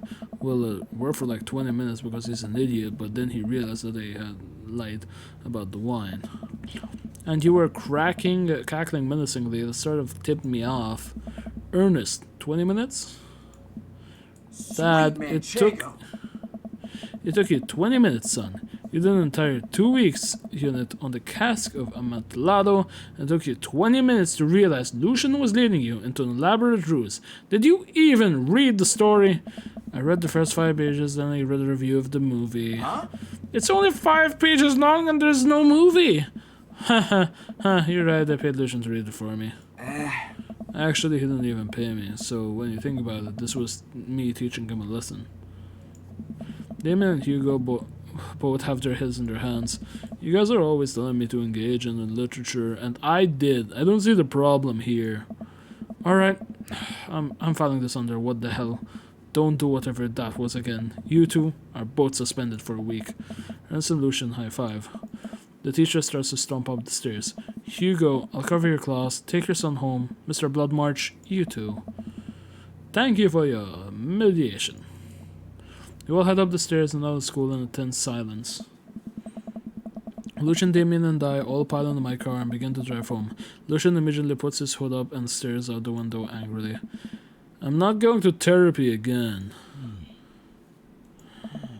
I know, son. It's entirely up to you whether or not you want to go. But I care about you, and I see that you're struggling. So if you do decide that you'd like to speak to a professional about your feelings, we can do that too. Maybe you can spend this next week looking for a summer job. I know how much you want your own car. I can't believe Damien's skipping his school. I'm impressed. Fine. Thanks for not freaking out too hard. I love you, son. Lucian continues staring out the window. Love you too. We spend the rest of the drive relative to silence. The moment we pull into the driveway, Lucian hops out of the car, slams the door, and runs inside. I didn't expect to have that conversation in front of you. He and I have a lot we need to work out. It's alright, all things considered, Lucian's bricklaying was pretty good, so there's a silver lining. There is that, yes. You're probably just going through a phase. I really admire how you handled that. I'm gonna be honest. Yeah, I admire that. You're a lot more diplomatic with him than I would have been. I just want the best for him. I don't think yelling at him would have either of us any favors. Surely does. You're a good dad. See you around soon. All the eggplants. It would be my honor and my pleasure. Damien bows with a flourish. Classy. I come home to find Amanda curled up on the couch with a blanket watching TV. I plop down next to her. Yo, what you watching? Tiny House Hunting Brothers Extreme Edition. Ugh, I hate the show. The couple on screen bicker back and forth while standing in an extremely small house made of recycled bottles. The Tiny House Hunting Brothers watch them with bemused expressions, both of their heads touching the low ceiling. I told you I wanted a two-headed, bad, shabby chick cottage. This house doesn't even have a bathroom. But honey, the outhouse, it's only 20 yards away. It's not that bad. I'm not pooping outside, Greg. Why don't they just get a regular-sized house? I don't know. How'd your afternoon tea go? I got strange. We need to go to school to pick up Lucian since he tried to. He lured Ernest down the cellar with promise of fine vintage and then he tried to break him into a wall, right? How do you know that? Has everyone read the story except for me? Lucian livestreamed the entire thing. The entire day is beyond me. But otherwise, it was just a funny day. The Damien guy is a character, but does really good company. Surprisingly, diplomatic dad. The good style. You know what? Me too. That was actually an interesting date. Alright. Date complete. Rank. Handy Historian Channel Bad Got Amontillado Afternoon Tea. Do I get an S? My dear friend, you've simply taken the egg on this one. Taken the egg is it's a Victorian phrase. It technically means winning, so, ultimately, you've won. Why is there suddenly voice acting? Welcome. You've got dads. Let's go for Damien again. Actually, I want to read this. Okay, Max, you need to do that voice too. Oh, fuck. I'm doing the Transylvanian one. Fuck off. Listen to True Crime Podcast while I taxidermy my new specimens. If you had one thing you could take on this retire, would it be a coffin? What is your turn on pronouncing bosom correctly? What did... Fucking really. What did you want to be when you grew up? A bat. What's your favorite movie genre? Foreign, art house, horror? Understandable. What's your ideal date? It's night. We're at an industrial dark wave club in Berlin.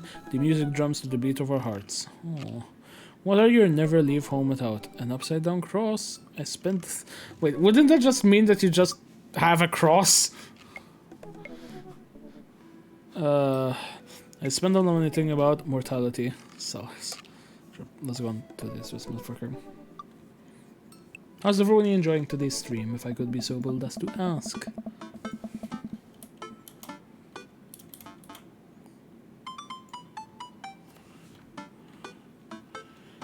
Is John still in the chat?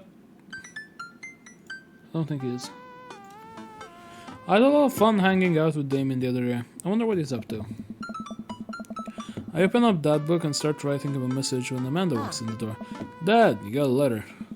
Oh, is it from Grandma? No, it's from Damien. Hello there. Whoa, can I see it? Amanda hands me a piece of old parchment folded into an envelope sealed with purple wax. Damn, the dude goes all out. I pry open the seal and unfold the letter, and the most beautiful calligraphy the letter reads. Oh my dear God, this is an actual thing. Dear Max, I hope you find my continued correspondence endearing rather than trying. One can only hope that my use of the slower, more traditional form of communication will showcase my sincere and earnest sentiment that greatly enjoyed our time together. I write this hastily under the warm embrace of excitement, fearful that I may misstep and speak towards something unwelcome. For now I hope that you might forgive my boldness. I will simply say that your company has greatly occupied my thoughts.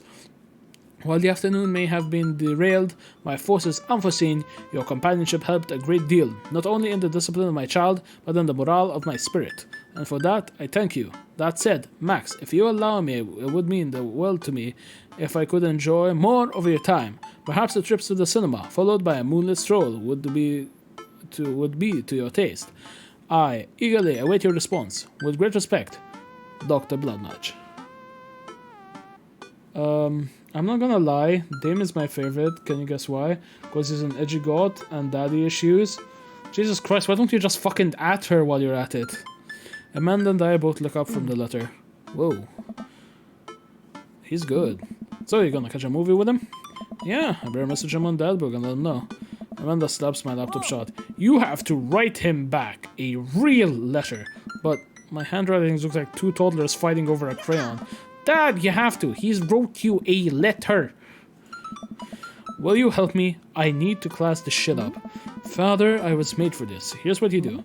Find tickets to the show that you will take, then enclose them in the letter. Oh, that's classy.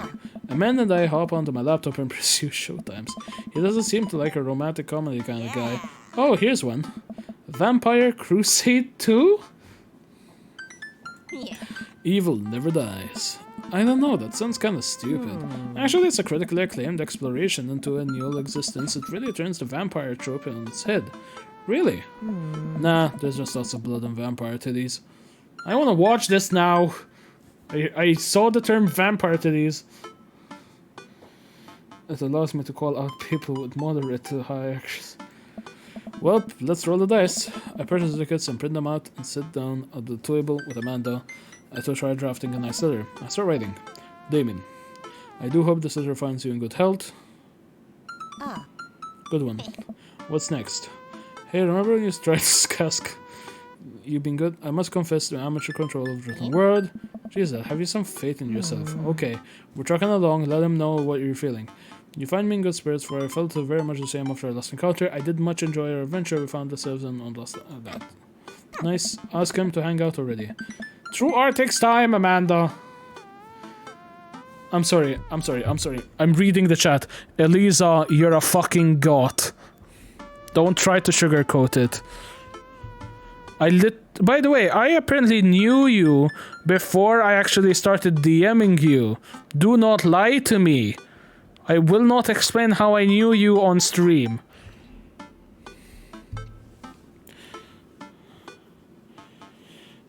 True arts take Amanda. Dude, I'm going to actually text you where, and I don't want it to change our friendship dynamic, okay?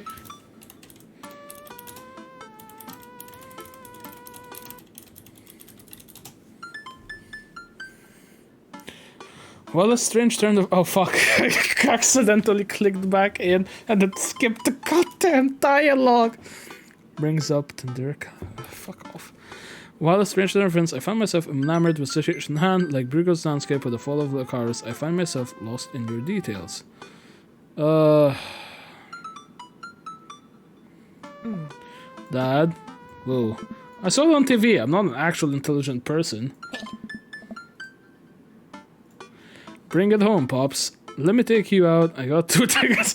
Just like, writes this entire thing about Icarus. You wanna fuck?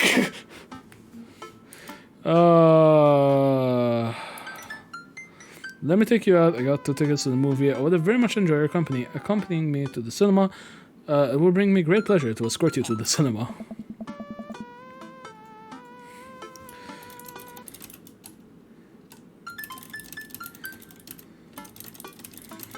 Sorry, I have to alt-tab. Smooth calling it the cinema is a classy move. Enclosed you'll find 2 tickets to Vampire Crusade 2, Evil Never Dies, which I'm sure you will find both titillating and enjoyable. Ha, tit. Best wishes, hard dabs, namaste. Namaste! Why is there goddamn namaste as an option? Best wishes. No, that's not my name. Full name, friends here that way. Max redacted. Is this okay? Amanda reads over the sloppy handwriting. I'm not gonna bother to read it again. Selma, enclose the fan to the Creator King, Eveling, so shy, but searches Max redacted. Ah, you spelled his name wrong? What? Nah, just trying to keep you on your toes. Not all you have to do is seal it and put it in the mailbox. Can I seal it with tape? That's not attending enough. I have an idea. I'll be right back. Amanda leaves the room and returns with a candle, a lighter, and a small piece of wood. You gotta have a wax seal. She lights the candle, which starts to burn and form a pool of melted wax. What's the other thing? Amanda pours some of the wax into a folded letter and expertly presses the small piece of wood into it. She lets it dry for a second and pulls the wood away, revealing, here it is, your sigil. A little kitten with a bow on its head. Awesome. Scrapbooking stuff always comes in clutch. Well, I guess all there is deliver his doorstep now. Oh, I thought that was getting a carrier pigeon to do it. I already called my guy. I have a pigeon guy. Marcus is good with pigeons. Don't get your pigeon from Anthony. They're no good. I don't want to know if any of this is true. I head outside to walk over to Damon's house. I slip the letter into the slot door and go back home. Mission accomplished. Now we play the waiting game.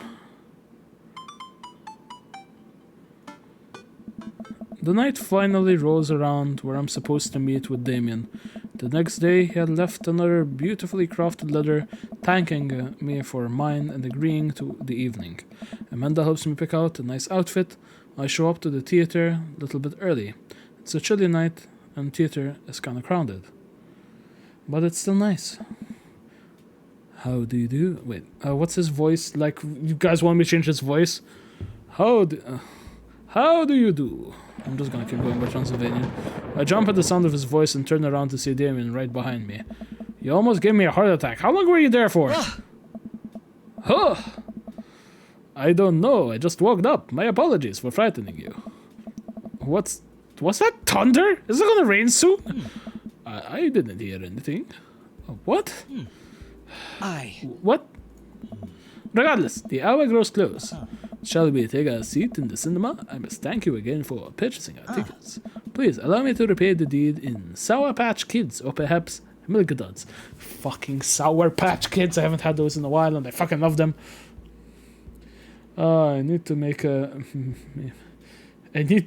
me what, the Dracula voice? Or let me look up what kind of voice. Fuck that, too much effort.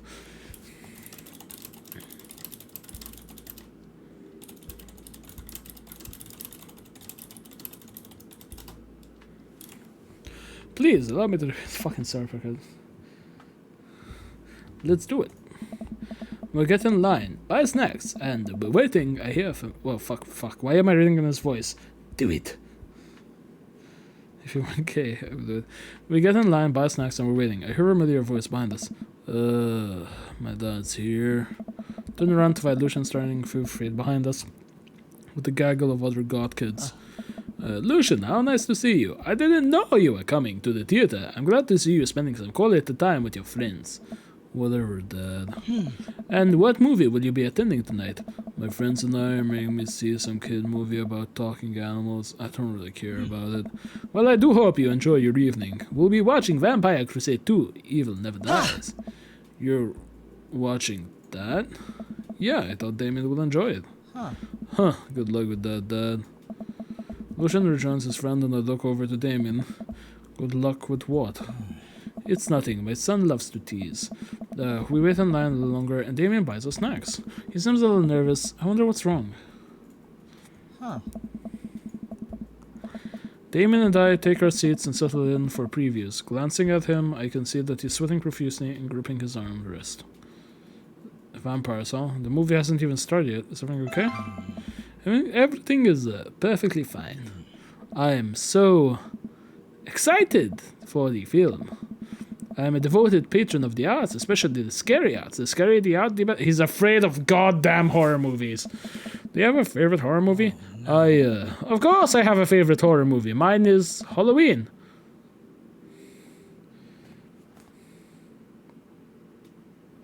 You sound like a posh British dude, by the way. I don't give a shit. Excited for the film. Oh, interesting. That's odd. I don't seem to remember Halloween being that scary. I would experience him being up something strange foreign horror film but I never heard of. Damien knuckles are turning white. It looks like about to rip the armrest off. Wait a second. Damien, are you afraid of horror movies? You must be joking. I love horror movies. The lights dim for the film. Damien screams. I apologize. I was thinking about something far scarier than this movie, which is not scary at all. We settle in for a start, offer Damien some licorice, and he takes one. I take note of how much his hands are shaking. The title flashes across the screen in bloody letters, Vampire Crusade 2, Evil Never Dies. A pale man with long silver hair, glittering red eyes, and well-oiled abs sit up in a coffin. Awaken, my coven. Two more vampires lighted over the stone coffins onto the floor. Brother, is this time? Yes, husband, but also mortal enemy. It is time. The three look at each other and then to the camera. For the Vampire Crusade. They use Volt, comrades. You did a thing which I might regret on your channel. What? The donation button? What? What? This rule. The trio of vampire flies off in the night and foreboding organ music playing in the distance. I somehow get lost in the movie. As dumb as it sounded, it's actually a pretty fun flick. We had a tense moment in the movie where Romulus, True Blood, sits in the truce meeting with the general of the human army whose wife Romulus has fallen in love with. Romulus, it is good to finally meet you. I added a sound alert with bits and one of them is free. How do you do that? I need to do that actually. I've been trying to look into that but I keep getting sidetracked. Louis, text me the video or something how you fucking do it. Romulus is good to finally meet you. General, I agree. It's good to finally. Blood you. What? Romulus leaps out and slashes the general's throat. Blood splatters over everything, including the camera. Damien screams again, reflexing the grass in my hand. I immediately blush, forgetting about any blood vampires or vampiric blood. Oh, I'm terribly sorry. Damien retracts his hand and places it back in his lap. I was writing a novel in my head about blood magic and they got an extremely scary section. Damien goes back to quietly stressing out over the movie and it's kind of cute. They won't admit that he's afraid of it. Send it to me in DMs, bro. I wish he would hold my hand again. Maybe I could do something to try and make him feel more comfortable. I've got it. I'll do what all dads do. Talk during the movie. Tell a jar joke, point out plot holes, ask what's happening. Tell a dad joke. Where's the dog go when it loses its tail? What? Where? To the retail store. I yelled a last bit too loud for a crowded movie theater, but I can see a smile form on Damien's face. Yeah, good one, Max. The rest of the movie goes by relatively smoothly with only a few whimpers from Damien. Maybe I would have liked the romantic comedy better. We get to the final scene in the movie where Yamado's bad blood and the general's wife embrace each other in his crypt. It appears that the true Vampire Crusade was the Vampire Crusade in the Hats. A cold, unbeating Hats. Romulus and the general's wife begin making out. Hard. My. The film fades to black. The end appears on screen, but then it hard cuts to Demetrius and his rival lover Carmela, who watched the two from afar. Oh no, twist ending. Our bloodline has been pure for thousands of years. Romulus has betrayed us for loving human women. It will only be a short time before the next Vampire Crusade 3. Evil must die again. More thunder, more ominous organs. The movie fades out again. Bloody question mark now accompanies the end. Damien and I walk out to the movie theater amidst the throngs of chattering goers. He's a little more pale than I remembered, but otherwise he survived the encounter. He even seems kind of invigorated. What an interesting film. While the premise admittedly struck me as pedestrian, I was intrigued by its harrowing love story and great attention to detail in regards to vampiric lore.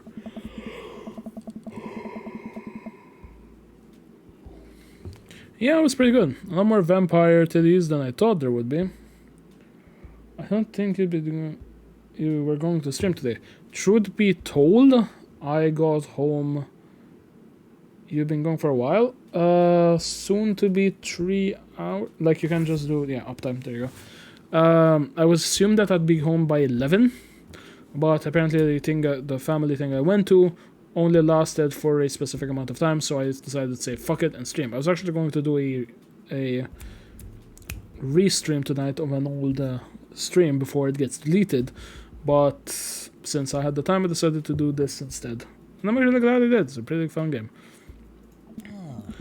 Come, the night is young. Let's take a stroll. Damien is making a point not telling me where he's taking me. Still, I'm enjoying the walk, the cool night air. Being alone here with Damien is a lot better than being in a crowded theater. Lovely night, isn't it? As lovely as the company, yes? He thinks I'm lovely. Damn, okay. Here comes a smooth response. Thanks. No. Problem? Crushed it. We both stand there feeling a little awkward. I sure am one smooth operator. Are you getting a little hungry? We could maybe stop off and grab something to eat. Why not, friend? I have a plan. We take the corner and are greeted by the gates of a cemetery. What? Are we going in there? A little bit of a Victorian flavor. Max, trust me. You know, let me watch it sooner, but I was streaming myself. Sorry I hadn't come on before. It's okay. Like, you're not being held at gunpoint to watch my streams at all times. Also, Jack, sadly, we lost the stream rate as well. That's okay, sad. We're gonna have to restart the map. Yep. I'm a bit nervous, but Damien hasn't led me wrong yet. I follow his lead as we walk into the cemetery. Statues of angels stare down at us. Follow the path through the faded tombstones. As we crest on a small hill, we got a beautiful view of the city. The night light sparkles around us. I gotta hand it to him. For being in a cemetery, this is strangely romantic. Picnicking in a graveyard is an old Victorian tradition. An appropriate finish to after a vampire movie, wouldn't you say? With a flourish, Damon pronounced a blanket and picnic basket. Wait, where were you hiding that? Under my cloak? Oh, right. Damon unfolds a blanket and we both sit down, gazing out at the city lights. He produced a bottle of red wine and a fine selection of cheeses. In the Victorian era, there was no public art galleries, parks, or botanical gardens to speak of. One rural graveyard became one more popular alternative to church burials. They became the only place that people could see beautiful plants, life, and fine sculptures. That makes sense. This is pretty nice. I have a question though. How are you so okay with being in a graveyard but you had trouble handling a scary movie? I wasn't. He sighs deeply. Okay, yes, I'm extremely scared by the movie, but I was not writing a book about blood magic in my head. I just have never been good at those. I just feel as if because of how I look and act, people expect me to love horror films, so I must play the part. Truth be told, I don't know if I have the constitution for them at times. Damien, I'm so sorry if I hadn't known I would have such a similar movie. It's quite alright. I really did find myself enjoying this one. Thanks to your help. Graveyards, however, I think there's something rather beautiful about that. Cemeteries are traditionally built away from cities, away from the realm of the living, and it keeps us rather separated from it. To acknowledge death and become comfortable with it, I think gives us certain intimate knowledge of ourselves. To sit amongst generations of those who come before us, to be truly alive in the midst of so much death, brings me great comfort. That helps me appreciate life, to savor every second. We sit and enjoy our food and wine. I don't feel scared anymore. Never thought I'd be comfortable sitting alone in the graveyard at night, but I actually feel very peaceful. Suddenly, it doesn't seem like we're alone. Off in the distance, I see a shadow figure in the trees. What is that? I'm not sure. I notice this. I'm paralyzed with fear as it begins lumbering slowly towards us, its shape taking a form more animal, more feral. I look at Damon for help, but he's just as afraid and transfixed as I am. I want to scream, but it's stuck in my throat. The creature's getting closer, moving faster. Woof? Oh, it's a dog. Finally comes into light. The friendliest, dumbest little Boston Terrier I've ever seen pulls its owner towards us. The dog trots over to Damon and sniffs at his hand. Damon looks ecstatic. He ruffles the dog's fur happily. What a beautiful dog. Hey! We both look up, not expecting to see... Robert? Thanks. Robert, what are you doing out here in this lovely evening? Hunting cryptids. What? What? I didn't know you had a dog. This isn't my dog. I found her wandering in the streets. I put a leash on her. We're walking around the graveyard together, hunting cryptids. Damien and I share a look. May I give her a treat? Sure, wouldn't give her cheese though. Not to worry. Damien reaches into the depths of his cloak, produces a small dog treat. What else is he keeping in there? The dog laps up the treat and crunches away, tail waggling furiously. Damien continues to smooth down her fur. Thanks. My absolute pleasure. Damien shakes his dog's paw. Lovely to meet you, my friend. May our paths cross again? Robert and his dog disappear into the darkness again. Damien stares after him. I don't know you like dogs. Victorians love dogs. Actually, most Victorians women of high fashion would all be accompanied by a small dog, such as a terrier or a Maltese. I think big dogs are nice too. Yeah, man, dogs are cool. I do believe you had enough excitement for one night. Let's say we make our way home. Damien hops to his feet and extends his hand toward me. I gladly take it, as my knees aren't what they used to be. He backs up his Mickens bucket, leads us out of graveyard as we begin to walk home. I took one last look at the cemetery. It really is beautiful. Like a proper gentleman, Damien walks me to my doorstep. Thank you ever so kindly for your company tonight. Damien, it was my pleasure. Max, if you allow me, it would bring me great joy to offer you a token of my affection. Damien reaches into his cloak and pulls out a folded, monogrammed handkerchief. He presses it into my hand. Wow! Thank you, Damien. I will use it to dry my tears for those I've lost. I can't wait to sneeze on this. I'm gonna wave at this as passing ships. I will use it to dry tears for those I've lost. A noble purpose. Damien shuffles his feet. I just want to say it's rare to find someone like you. Someone who's open to my eccentricities. It's nice to feel so accepted and thank you. Damien gives me a hand a quick squeeze. Damien blushes and hastily retracts his hand. I must make my leave. Good night. Before I can say anything else, he's gone. Huh. I knock the door and step inside. Hey. Like a whirlwind, Amanda runs from the window and plops down on the couch trying to look nonchalant. Hey Dad, what's up? Were you watching me from the window? No, I was just Okay, yes, how was the movie? Lots of vampire titties. Told ya. But it turns out Damien is scared. Wait, Amanda doesn't need to know that. It keeps it between me and Damien.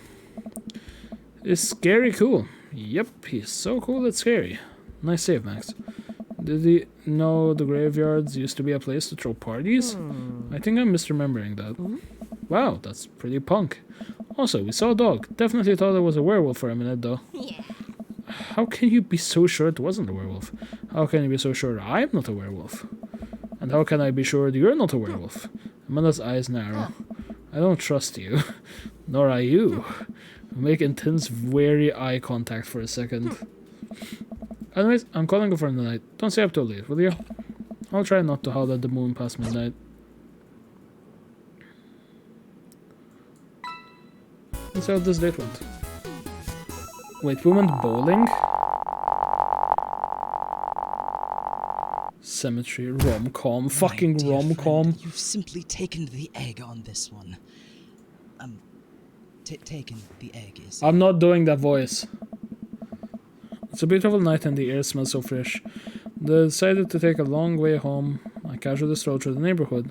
The inside sound of suburban city with a low crime rate and wide walkable sidewalks at night. Why not? Because I don't feel like it. As I approach the bar, I can hear patrons inside cheering. Oh, I bet the game is on. I wonder if my team is playing tonight. A drop of water hits my head, and now lots of drops of water. It's pouring green. Maybe I should wait this one out inside. I order a beer from the bar and settle in. It turns out my team isn't playing tonight. While I can certainly enjoy the game regardless, the bar is unusually crowded, and the feeling of camaraderie over shared loving the game makes me smile. Sports are nice. I look over in the corner and spot none other than Mary, sitting alone in the corner, nursing a cocktail. Something about her seems different this time. No, she'd be by herself, not hanging off someone younger. She looks so sad. She looked up half-heartedly, raises her glass to me before staring off into middle distance. Say hi. And as I go, I say hello. I walk over to her booth. She doesn't look up. The seat taken? She still doesn't look up. I take a seat anyways, and she finally notices me. Hey, cowboy. You alright? Never better. She hiccups, guess she's a little far gone. Tears start welling up in her eyes. Oh, I... Will you walk a gal home? I slide out of the boot. Seems like Mary's having some trouble getting up. I try to hand to help her, but she waves me away. I got it. She clearly does not got it. You know what? Hang out here for a second. Go over to the bartender and pay Mary's tab. Hey, I don't know if you remember me, but I live in Mary's cul-de-sac, and I'm just making sure she gets home safe tonight. I know you. Yeah, it's nothing weird, just... She's usually as one of the bar staff walk her home, but I trust you. She doesn't, like, go home with... I don't really want to say it. One of the guys she meets? Nah. Ain't her thing. Thank you. Huh.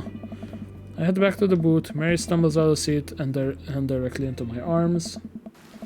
I'm still raining a little bit. I take off my coat and hold it over Mary's head. Such a gentleman. Let's get you home. Mary and I walk in silence up the streets towards the cul-de-sac. I have no idea what to say to her, or fear that she might hit on me or not. What did the bartender mean by ain't her thing? Sorry you have to see me like this. I'm sure not. No, Joseph doesn't like it when I just... Sorry. It's alright. Hey. I'm sorry. I'm ever mean to you. It's alright. No, it's not. I know it's not. I'm having a really... Forget it. As we get to the cul-de-sac, I can feel Mary staring slow down. By the time we're at the doorstep, she pulls away from me. Wait, can we just... Hold on? What's wrong? Hey. How about another drink? Old time's sake. Come on, Mary, it's bedtime. Mary looks me up and down, gives me a half smile. You're right. She pulls me in close for a hug, holding on to for a little longer than feels appropriate. She mumbles into my chest. You're a good kid. Thanks for the company. Mary gives me a pat on the back, straightens out her sweater, and walks the rest of the way to the front door herself. Huh. Welcome. You've got dads. That was weird. Max, listen, this is you from the past. What?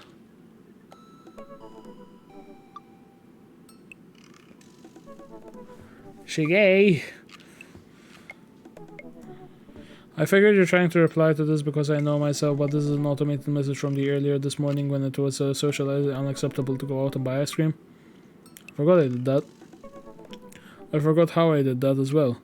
The future is amazing. Listen, life is short and ice cream should always be acceptable.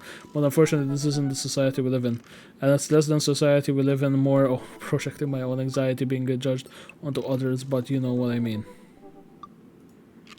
By the time you're reading this, it's a certain time of day in which nobody will bat an eye if you're... This is my daughter again. You know what to do.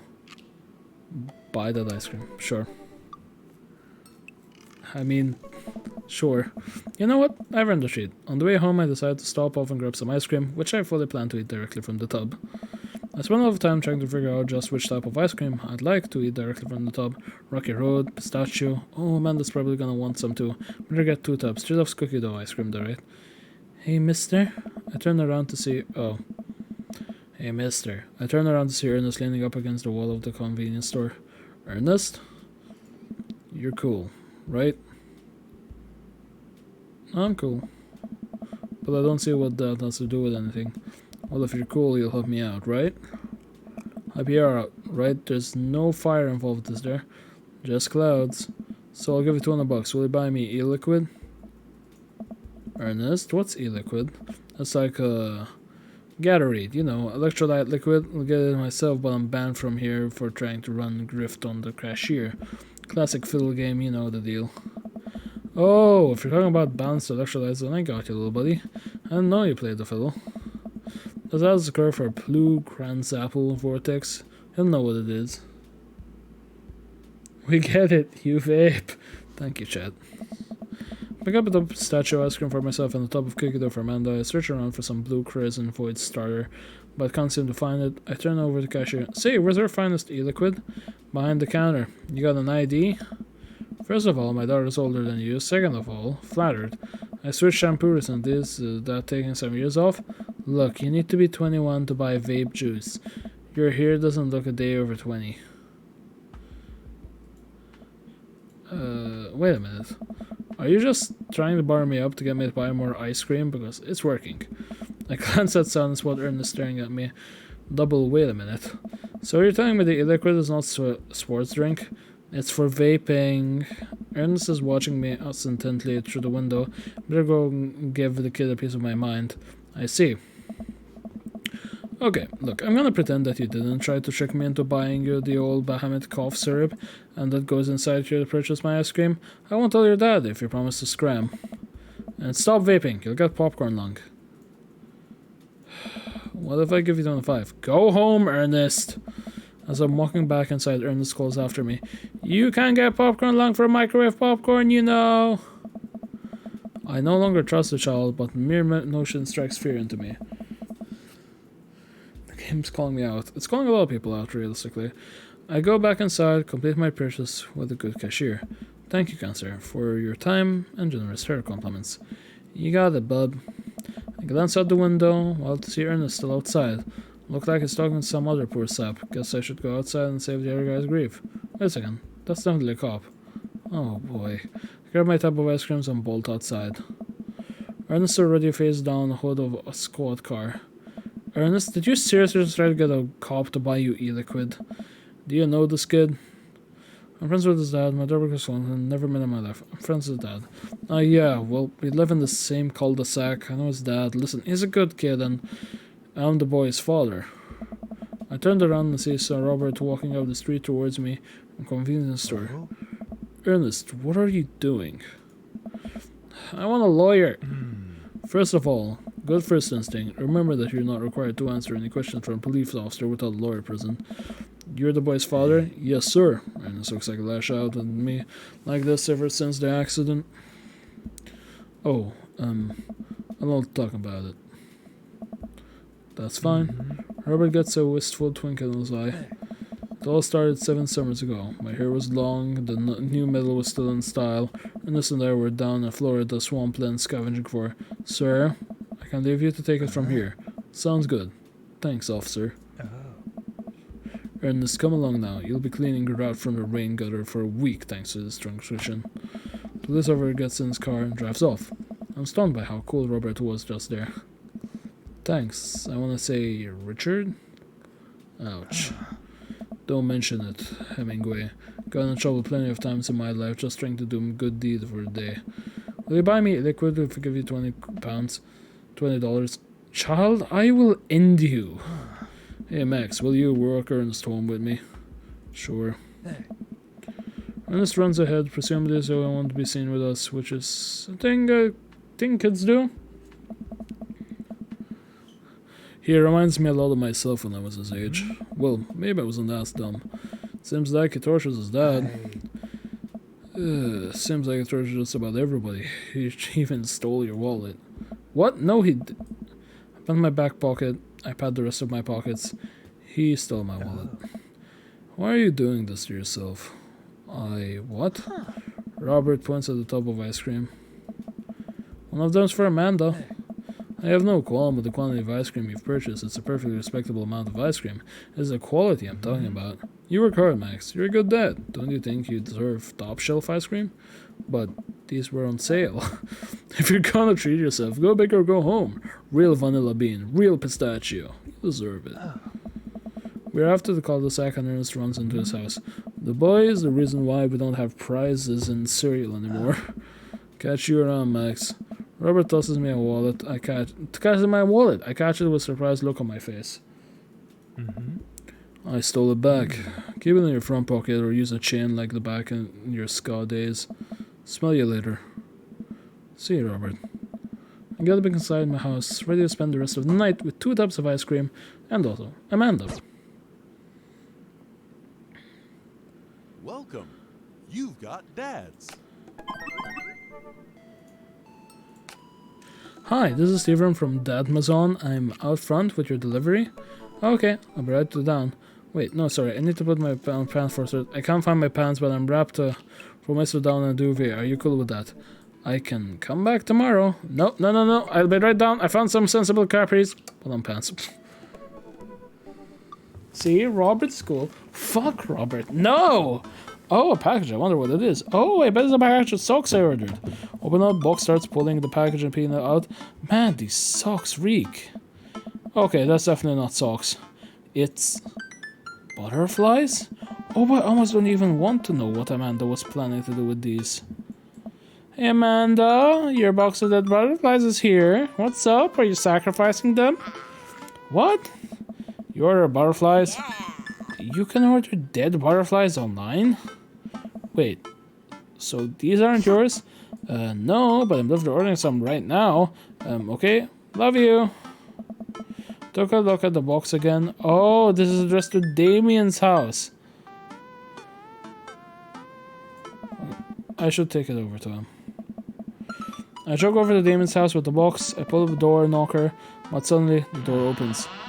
Mr. Redacted, to what do I have the pleasure? Whoa, how did you know I was about to knock? I don't know. Oh, okay, anyways. I think this got delivered to my house by mistake. I hand him the box and his face lights up. What a wonderful surprise! I was just about to send a strongly worded letter to the courier service about this. Many thanks. Not to pry, but what are you gonna do with these butterflies? Would you like to see? Alarm bells ring in my head. This is how you die, Max Redacted. Sure. Damon leads me into his study where he sets up sort of workstation above the desk and a wall pinned butterflies moths and beetles. Oh wow, that's real something, Damien. I'm quite proud of my little collection. You do all of this yourself? Of course. I found it rather relaxing. How do you... It's simple. Here, let me show you. They aren't really quite yet, but they'll need to be rehydrated overnight so they're easier to work with. I have some over here that are ready to pin. Damon takes a seat on his desk while I hover behind him. He picks up a little triangular paper package and chips off the edge. He pulls out an all-black butterfly and shows it to me. I'm rather excited about this one. It's a turquoise swallowtail. He gently opens his wings, spreading the butterfly out on a table. The back of the wings are gorgeous iridescent green color. Oh, and the pigment on this one is so nice too. Anyways, pinning butterfly is very simple. It just requires delicate touch. First, I put a pin through the thorax. Damon inserts a pin through the middle of the butterfly and places the butterfly on a piece of styrofoam. He carefully arranges the antenna with forceps and begins placing paper and makes pins around it. He does this so effortlessly that it's almost hypnotic. I have a frame there that I think is one will look quite pretty in, but I'll need to let it sit for a couple of days until it's ready. And then what? I remove all the pins, put it in display with the others. I go look at Damon's collection. One with bright blue wings keeps drawing my eye. This one's so pretty. Damon takes it off the wall. Ah yes, that's a blue morpho, one of my favorites too. He hands a small frame to me. Here, I think this would look lovely in your home. Oh, I couldn't take this. I insist, believe me, I have more than enough. Thank you? If you have an interest in pinning some insects yourself, you know where to find me. I think I'll leave that up to you. I feel like I'd probably break them in half with my butterfingers. Nonsense, you have beautiful steady hands. You will make a fine taxidermist. Am I blushing? Damien walks me to the door and gives me a warm smile as I leave. Do take care of yourself. Max, thanks for allowing me to share my odd little hobby with you. Blue butterfly, life is strange, Welcome. butterfly effect. Nah. You've got dads. Alright, I'm actually gonna call it there for today. Just because I really need to sleep. So yeah, that was a bit more of Daddy dating Dream Daddy. Fuck it, fucking forgot the name for a sec. Of Dream Daddy. I want to learn taxidermy now. I mean, it's never too late to learn something new. There's no harm in doing it if you're really into it. I mean, I'm trying to learn to make fucking dice, for Christ's sake, so... yeah. Night, and yeah, same here as I go in there to start tomorrow. So yeah, I hope everybody enjoyed today's little stream. Along with that, I hope to see you guys tomorrow. Red Nerds, that's a taxidermist. Nice. Indeed. So yeah, good night everyone. and I hope that you all have a wonderful day. You need a vacuum chamber, Max. I know, I need to buy one, but it's also like looking into it, trying to see what I need and shit. Well, Root got a free supply, true that. Anyway, good night everyone, sweet dreams, and I will see you tomorrow if you'd like to come stick around. If you guys have any recommendations or want to see anything particular tomorrow that isn't Dream Daddy, do let me know. We may be going back to Wolfenstein. We technically still have to finish it, and the prequels of the fucking new Colossus. Smash! Honey Pop, get the fuck out. Anyways, good night everyone. I'll find someone maybe who's also streaming the Daddy. Or should I just end the stream? Do you guys actually want to give a shit about me raiding someone else? You tell me, do I bother to raid or not?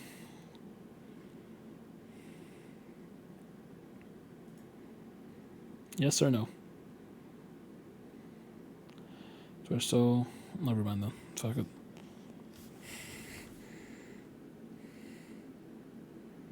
Alright, so no point in doing it. Got it. Good night, everybody. That was a good stream. Sweet dreams. Bye.